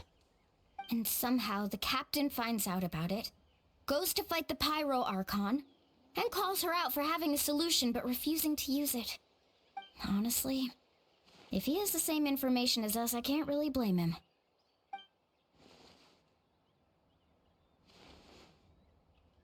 We talked to Moika before we left the stadium. According to her, the cost of the captain's plan is too high. And, well, it makes sense. If that was truly the better choice, she would have picked it. Yeah, I trust the Pyro Archon. When I was upset about Kachina's disappearance, she was really sincere and patient with me. Plus, she burned down all those precious mementos for Kachina. She's already proven how much she values even a single person's life. When it comes to Natlan's survival, there's no way she would hold back. I agree. Maybe the captain weighed the costs and came to his own conclusion, but I'm sure we have different priorities. Life is important, but so are history and memory. As the Archon, she can't tell us everything, but it seems like she wasn't holding anything back this time. The next question is, if the captain found a new way to save Natlan, how come the Pyro Archon has never heard of it?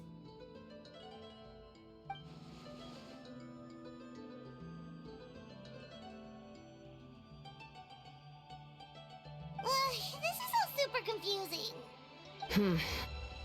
We still don't have enough information. Once we figure out what the Fatui are doing, we'll have our answer. Let's head back then. Moika said her intelligence officers should return soon. With how many Fatui there are, someone's bound to give something away. Sounds good. I have a few theories of my own. With a bit more information, we just might get to the bottom of the whole thing. I was just about to ask. Count me in. If I was just a bit faster, we could have prevented a few people from getting hurt. People who could help us in the next battle. It's all a chain reaction. Register? Nah. I'll just follow you around. You know, go where you go, do what you do. You got it. I just don't want to make the trip back. It's so far. Alright. See you all later. Let's get together and celebrate once this is over. Oh, you betcha!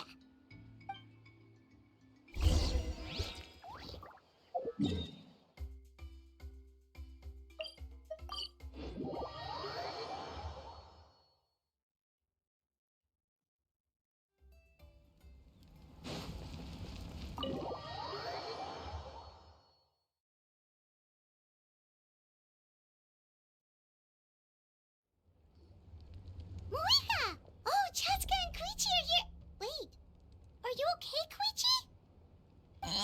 fine. No need to worry. They ran into the Fatui while out on a mission and decided to follow them. The Fatui? Calm down and let me explain. Here's what happened.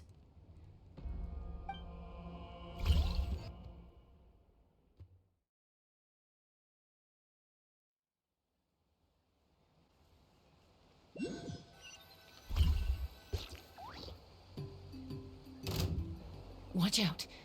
It's the Fatui. Were they attacked by the Abyss? No, wait. It looks like they're protecting a group of travelers. Over there. Do you see? You're right. That's a traveling group from Natlan. Could they be trading for something? Let's keep observing for now. We're glad you're okay.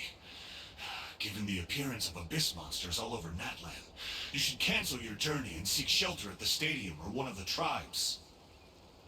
Thank you so much. I wish there was something we could give you. We don't expect anything in return. We were out on a mission and saw you being attacked. It was our decision to help. If you truly wish to repay the favor, you can keep this a secret. If anyone asks, just say you were saved by warriors from Natlan. Oh, okay. We can do that. But... We're not asking you to cover up our activities. We haven't done anything illegal. Our captain simply wishes to remain undisturbed. Nonetheless, the decision remains yours. If we wanted to keep you quiet, we would have employed a harsher method. Got it. We'll get going now. Did you hear that? They mentioned a captain. Isn't that who the Pyro Archon is looking for? Exactly. We could be onto something big. Still, there was no trade. They were just helping people in need.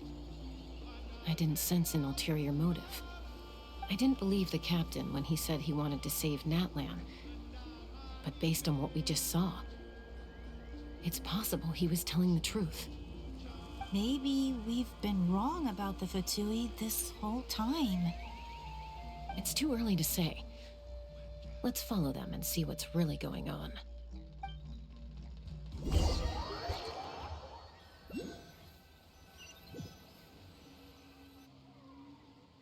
So this is where they were headed. Looks tricky. It's heavily guarded on all sides. Koichi, wait for me here. I'll go in and check it out. Oh, no you don't. How are you planning to get through all the guards? Look, I can use this terrain to my advantage. With our tribe's special way of getting around, I doubt they'll see me coming. We still can't see anything on the inside. What if you can't find cover? You won't have anyone to watch your back if you go in alone. The more heavily guarded the location, the more valuable the secrets. Even if the captain isn't here, we can still figure out what the Fatui are planning. That intel is worth the risk. Fine. You're not gonna listen to me anyway, so let me come with you. That's even more risky. You've been running around saving people for days. You're already at your limit.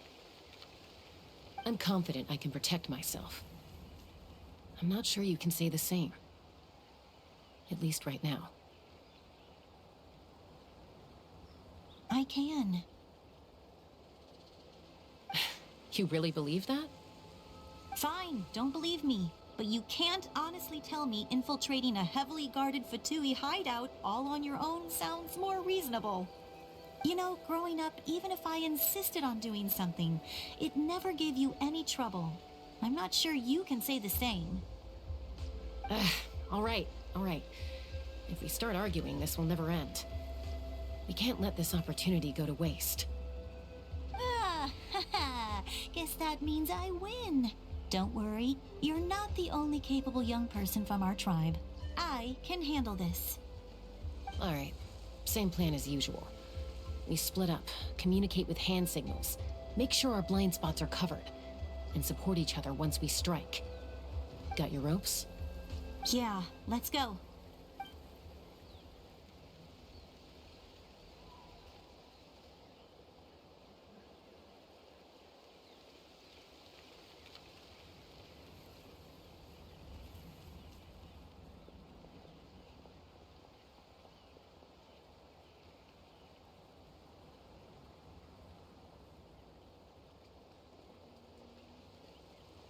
Fatui have eyes all over this place. I should wait for Koichi's signal.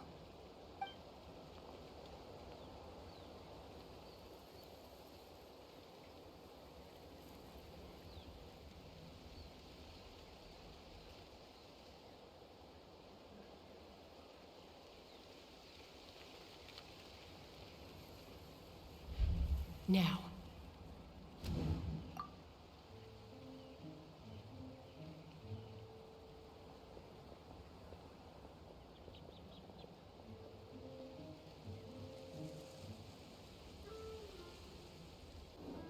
Not sure how many chances I'm gonna get. I need to act.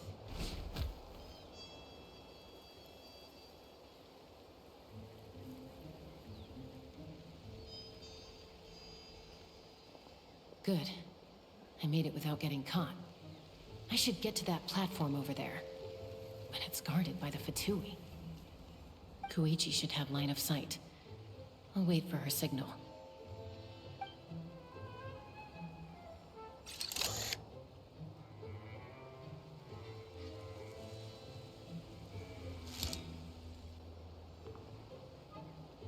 That's it. Now's my chance.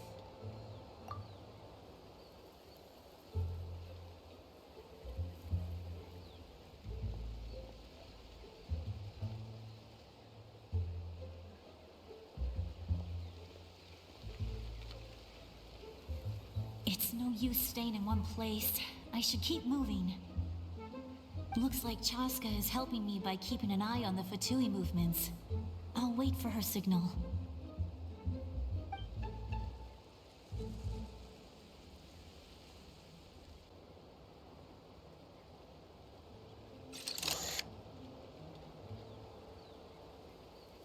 Time to move.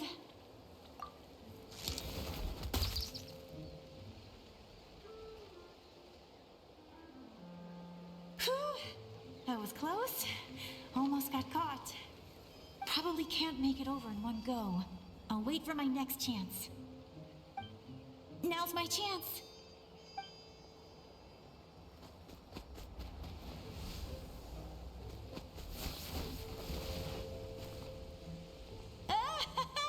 I made it! That'll show my sister. Let's see. The Fatui's occupying all the best locations. If we could just get past them somehow. Wait, I've got it!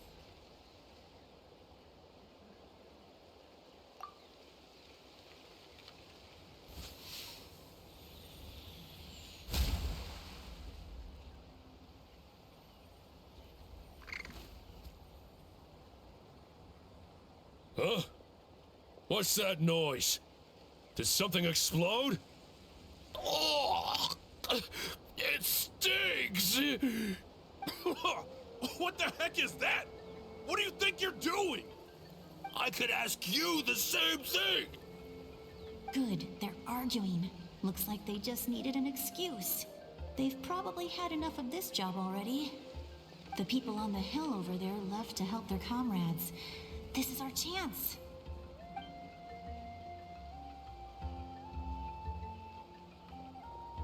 Come get me, Chaska. I hope she gets this hand signal. That's Koichi's signal. Smart idea. Alright, time to move. Give me your hand, quick. Coming! I checked, and this way is completely clear. It should lead us to the deepest part of this place.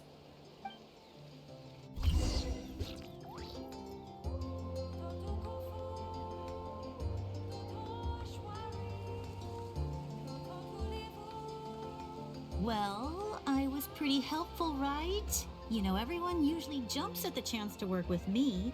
Not my own sister, though. No, she avoids me like her life depends on it. I was wrong, Koichi. You've done well. Wait, you're just gonna admit it? No, I look like the mean one. Let's focus on the task at hand. We're in the heart of enemy territory. The more time we waste, the more dangerous this becomes. All right. If you're not gonna take the bait, then I'll drop it. Looks like the Fatui are here to dig something up. I'm surprised they mobilized this many people. I doubt it's because they're interested in our culture and history. It seems like they're looking for a dragon relic called the Source Mechanism. The device is ancient. Barely any information survives to this day. And even people from Natlan don't know how to use it. Why would this be the Fatui's target? Not bad. Looks like it's in good shape. This should be what our Lord's looking for. Took us long enough. Come on, let's get this thing back. Back? Back where? Should we keep following? You really want to keep going? Of course. We make a good team, don't you think? No reason to stop now. What was that sound? Uh-oh. We've been spotted. Time to go. Falling rock incoming! Watch out for your gadget! What? You'll regret that! After them!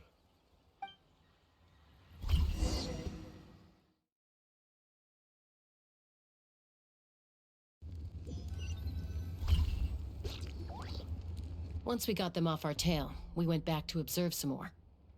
They'd collected several identical pieces of something. It looked like they were waiting, though. So we decided to come back.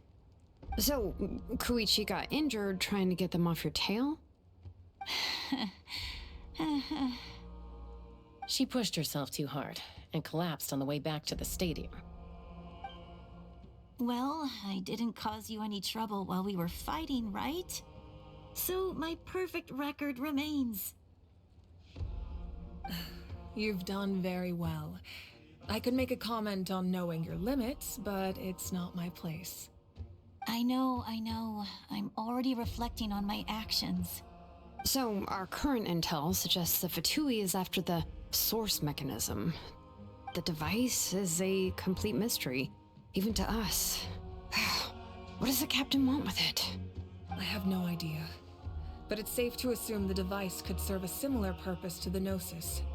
Shilonen, I need you to gather every scholar in Natlan familiar with the secret source. Yeah, I'll get right on it. Thank you both for your hard work. Koichi, it's time for you to get some rest. Oh, and there are gifts from your patients waiting at the speaker's chamber. I've prepared a small gift of my own as a token of gratitude. I'll send it to your home along with the others. My patience. That's so nice of them. Guess that means I'm doing something right. You don't need to give us anything, Archon. We were just doing our duty for Natlan. I should take Koichi home now. Well, if Koichi doesn't want her favorite Saurus crackers, then... I accept. Thank you, Archon. What am I gonna do with you? There's some for the rest of you as well. They're one of my favorites too, so don't be shy. I'll start investigating the source mechanism right away. If I learn anything, you'll be the first to know. Yummy snacks!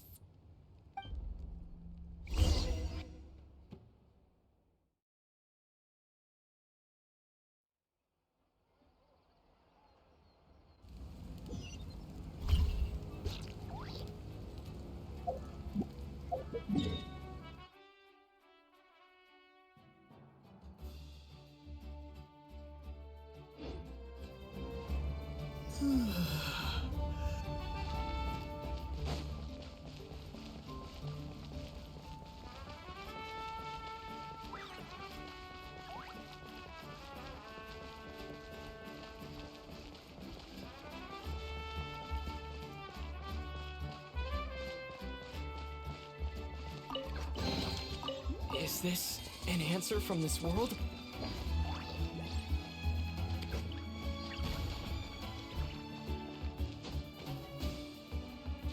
Huh?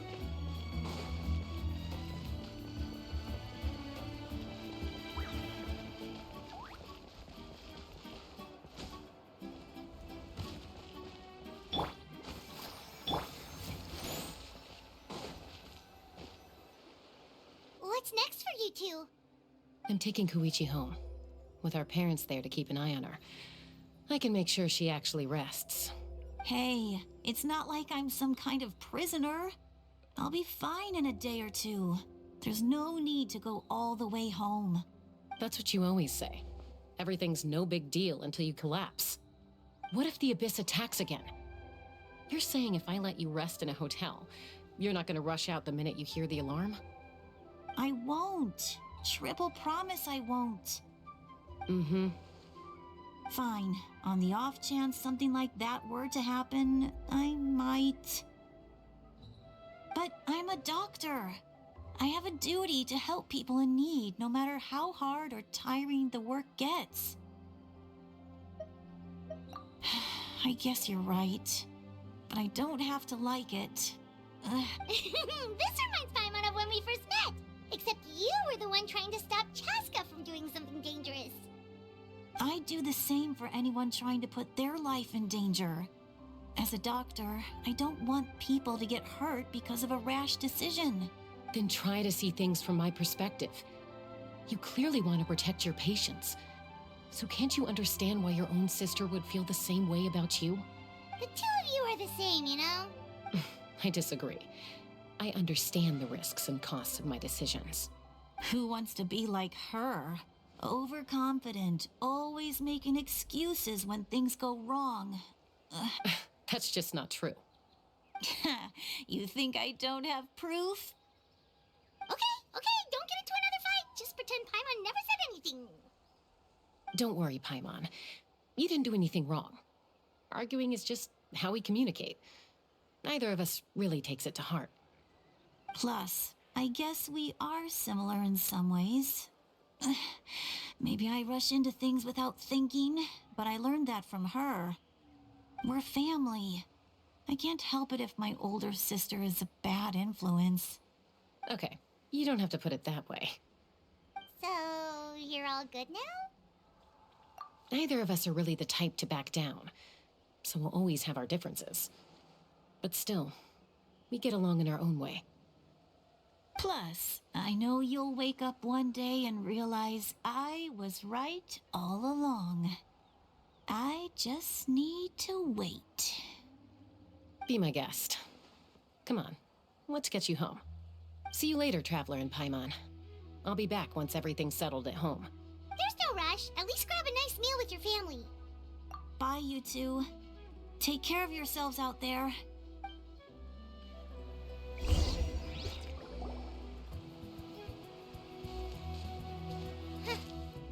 two will probably make up for real at some point, right? Well, we've learned a lot. Let's go over everything that we know so far.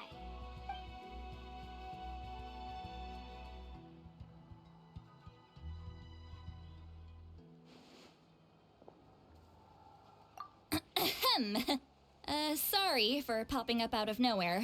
Again. Why do you look so awkward? Oh, is there something you need from us? Okay, I won't beat around the bush. Oh, and I'm sorry for interrupting your rest. I'll treat you to some charcoal grilled steak to make up for it. Awesome! Just give us your orders! Hey, friends don't order each other around. I'm just here to share some news. Remember what we talked about before parting ways? Oh yeah, you mentioned how Auroron has always wanted to save Natlan, and something about his soul being fragmented. Paimon and the Traveler discussed it after you left, and we think Auroron is probably back with the captain. What do you think? I agree with your hypothesis. And just now, I confirmed it myself. Auroron came back. He helped the Masters of the Nightwind defend our camp. What? He came back? I told him to give up whatever he's doing, but he refused. He said they're just one step away from success, so there's no way he can back out now. Apparently, he came back to fulfill his duty to our tribe. When he left, he said it was because he still has a duty to Natlan as a whole. I'm surprised you let him go at all. I had to prioritize my tribe. Besides, the situation was intense. I couldn't focus on outside and inside threats at the same time. Plus, he was on guard. He knew I would try to go after him, so he made sure to keep his distance. I kept an eye out for a good opportunity, but it never came. All these years of calling me Granny, and I couldn't do a single thing for him in the end. Don't say that! Your tribe all raised him together, right? That couldn't have been easy. You're right. Seeing him come back reminded me of when he was little. Running around the tribe, dropping by random houses right and left. He's not only a child of the Masters of the Nightwind, but a child of Natlan. It's only natural for a child to want to do something for their family. Besides, Auroron is my apprentice. He might have a few tricks up his sleeve, but I guarantee I know every single one. Wait, what are you saying? Look. Remember how I said Auroron's soul is fragmented? This is the talisman I created to keep it stable. And this gem is what makes the talisman work. It just so happens that Auroron is due for a gem replacement. Since I can't get close to him, I put the new gem in a supply bag and asked Aoife to bring it to him. You guys know Aoife, right? No? Well, he's a pretty famous vet around these parts. He's always bringing me all sorts of things, and he happens to be very good friends with Auroron. Aoife doesn't know what's going on, so he agreed, no questions asked. Auroron would find the gem as soon as he opened the bag. He knows how important it is, so I knew he would make the switch. He probably suspected that I tampered with it. But here's the catch. The trick is on the bag. The moment he touched it, a portion of his memories were copied onto the old gem, which he no longer needed. That's amazing. You can do something like that? Most people can't, but I can. That trick he used to bring you to the Night Kingdom isn't anything special, by the way. My technique is much more subtle. He won't notice anything. So in other words, we have a whole backup of Auroron's memories in this gem. The kid thinks he can take me on? Like I wasn't the one who taught him everything he knows? That's amazing, Seat Lolly. Let's take a look right away. Once we get to the bottom of this, we can finally track him down. I know he thinks of me as his grandma, but do you think he'll get mad at me for this? You can be honest. Huh, that's a tough question. Paimon doesn't have a grandma, so she's not the best person to ask. To be honest, I've always doubted my ability to look after him. I didn't stop the ceremony all those years ago, and now I'm useless again. But if I stop here, it will haunt me until I'm 500 years old. Every night I'll wake up in a fit of anger. I don't scare that easy. Still, if I back away from this and something happens to Auroron, I would never forgive myself. I need to look at his memory. Even if he resents me, refuses to see me, or runs away for good, I don't care, and I won't blame him. A family does whatever it takes to protect their own. You sure you'll be okay? We can come with you if you want. Did you just say you'll come with me? Is that okay? We have a pretty good reason to see it too, don't we? Because, right, we need leads on the Fatui. You really mean it? Fine, you can come. Just promise me you'll see this through. No backing out. Got it? Don't worry, we're professional adventurers. Then I place my trust in your professionalism. All right, time to sneak into someone else's memory and engage in some, unwanted spying. You heard it here first. I wouldn't be doing this if I had any other choice. Are you ready?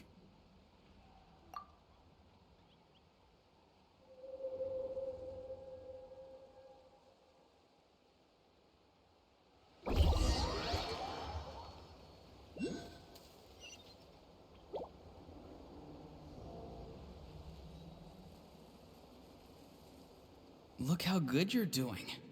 You'll grow into nice big radishes in the future. And you?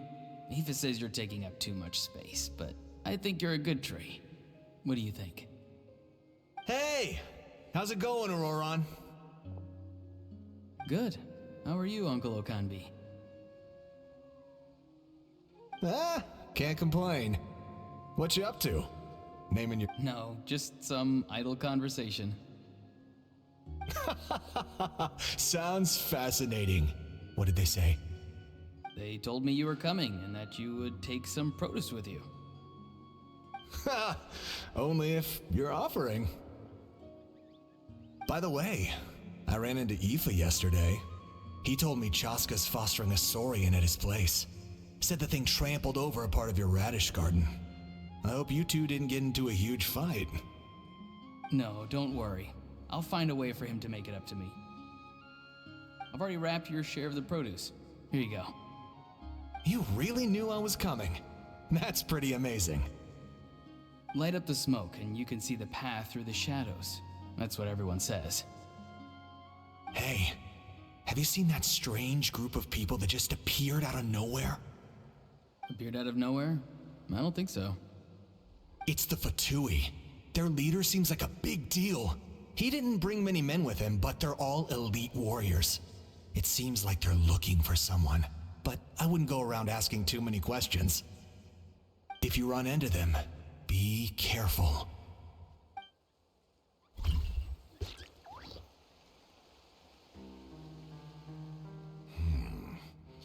You're from the Masters of the Nightwind, are you not? Why do you live here alone? I enjoy living by myself out in the wild. I guess you're from the Fatui, the one everyone's calling a big deal. Not an inaccurate description. I'm looking for someone who may be known to you. Citlali is her name. Granny? What does an Outlander want with her? I've heard the name. You have business with her? There's no point to further questioning if you insist on hiding things from me. I shall seek answers elsewhere. Oh, he could tell I was lying and now he's leaving? He gave up just like that? Hey! At least tell me why you're looking for Citlali. It's none of your concern. I have my own means of tracking her down. Why are the Fatui looking for her? What does she have to do with them? I can't just let them go like this. I have to figure out what they're planning.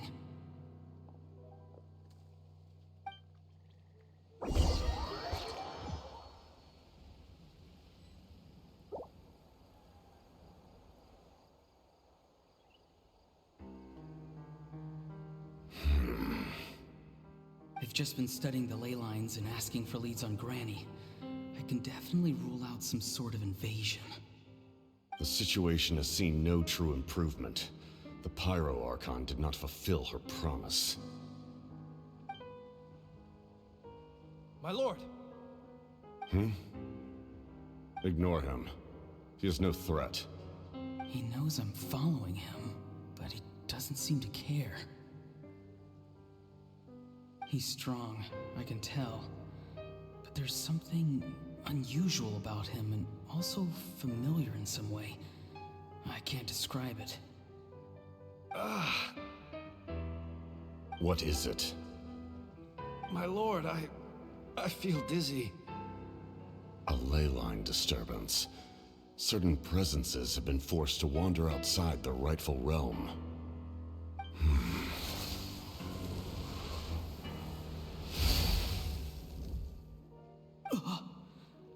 That was a spell from the Masters of the Nightwind. How did he know that? Is he sending those escaped souls back into the ley lines? How did he do that so easily? Soulfaring is supposed to be extremely difficult. This could be related to why he's searching for Granny. I feel much better. Thank you, my lord. Think nothing of it. Stay vigilant and continue to gather information. The Abyss could attack at any moment. If you notice any irregularities, assume drill formation and be prepared to fight. However, there's no reason to over-engage. Information is our first priority. Yes, sir. Why are the Fatui fighting against the Abyss? Do they really mean us no harm?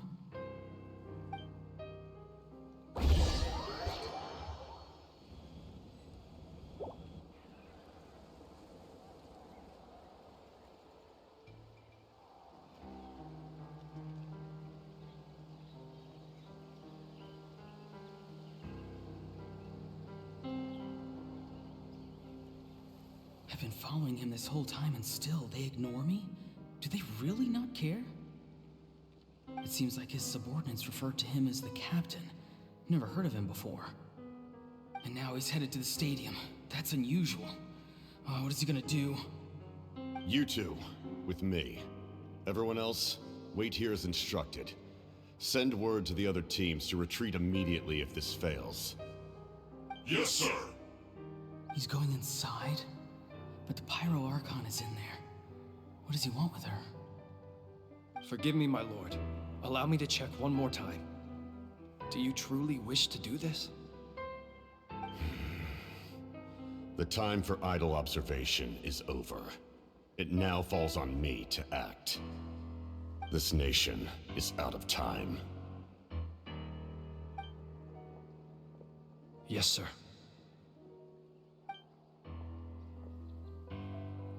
He just walked straight into the stadium. What is he gonna do?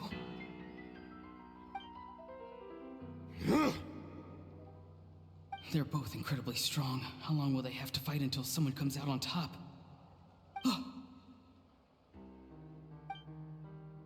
Wait, this feeling. Just like the other day near the ley lines, it's faint, like a soul's trying to escape. Where is it coming from? Is that why he's looking for Granny? If he dies here, then all clues will be lost. I can't let that happen.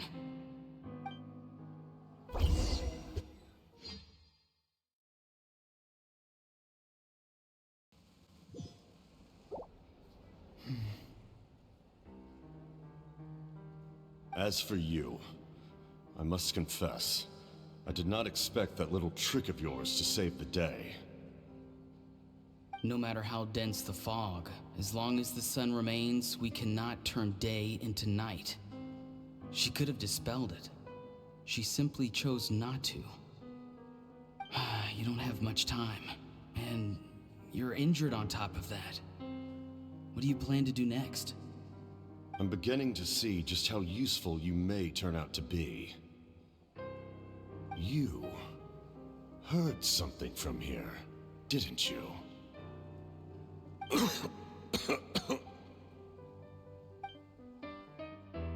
No need to force yourself. I've never seen anyone match the Pyro Archon in battle before. I didn't expect you to intervene at such a critical moment. You know I've been following you. Why didn't you stop me? When walking in the forest, it is only natural to encounter wild beasts. However, not every beast has the courage to come out and bite. And yet, one of those very beasts saved your life. Then speak. What do you want? I didn't save you because I wanted something. My soul is more perceptive than others. I can sense that the ley lines are extremely weak. I don't know what the Pyro Archon is planning. Can she really save us? The questions you asked her just now, well, I've had very similar doubts. So, I felt like I had to help you. So, you can tell the truth. That was quite a reckless decision to make. I'm not sure you realize that. There's no turning back for me now. What I did back there is going to get me in a lot of trouble. You attacked the Pyro Archon in broad daylight, and I used my spell to save you. A single glance was likely all it took for her to recognize my tribe. So, we're in the same boat. Seem to care little for my thoughts on the matter. It's too late for that. Start from the beginning. Why are you looking for Citlali? Do you know her? Explain your relation to her first. I know you two are acquainted.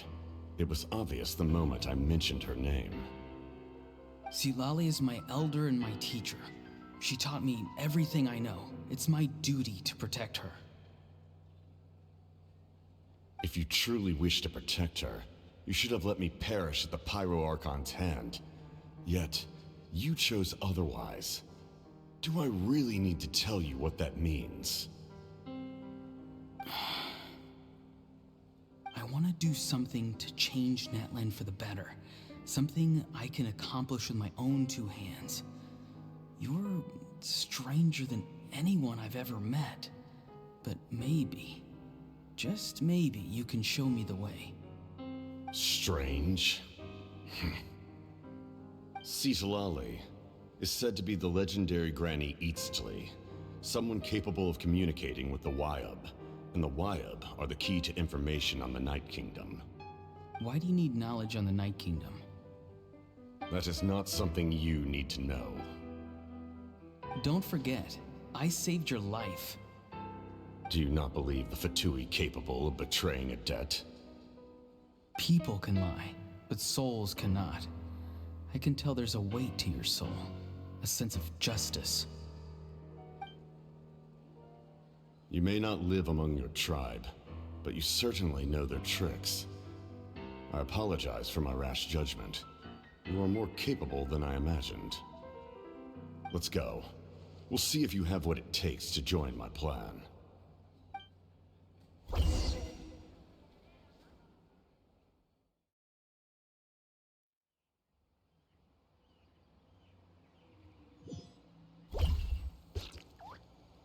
I see. Interesting approach. Worth trying, I think. Rather than weaving a net to protect the ley lines, this method would address the root problem by reconstructing the ley lines themselves.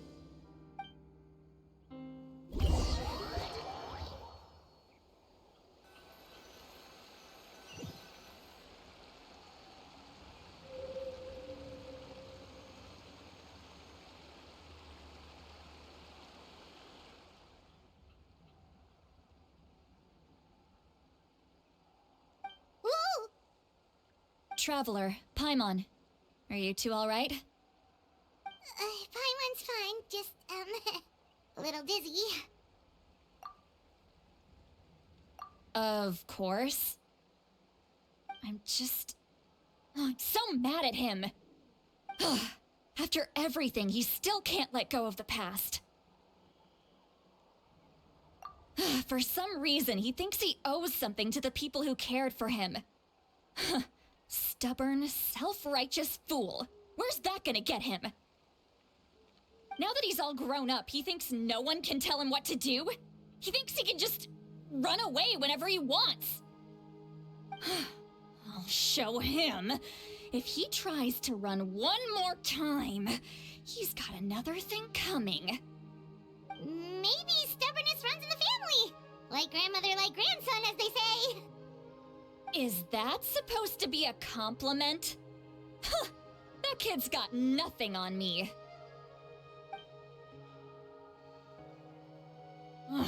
Anyway, back to what we just saw. I don't even know what to make of it. Yeah, the captain seriously wants to reconstruct the ley lines? What does that even mean? Something like the loom of fate, maybe? But how does that help with the abyss?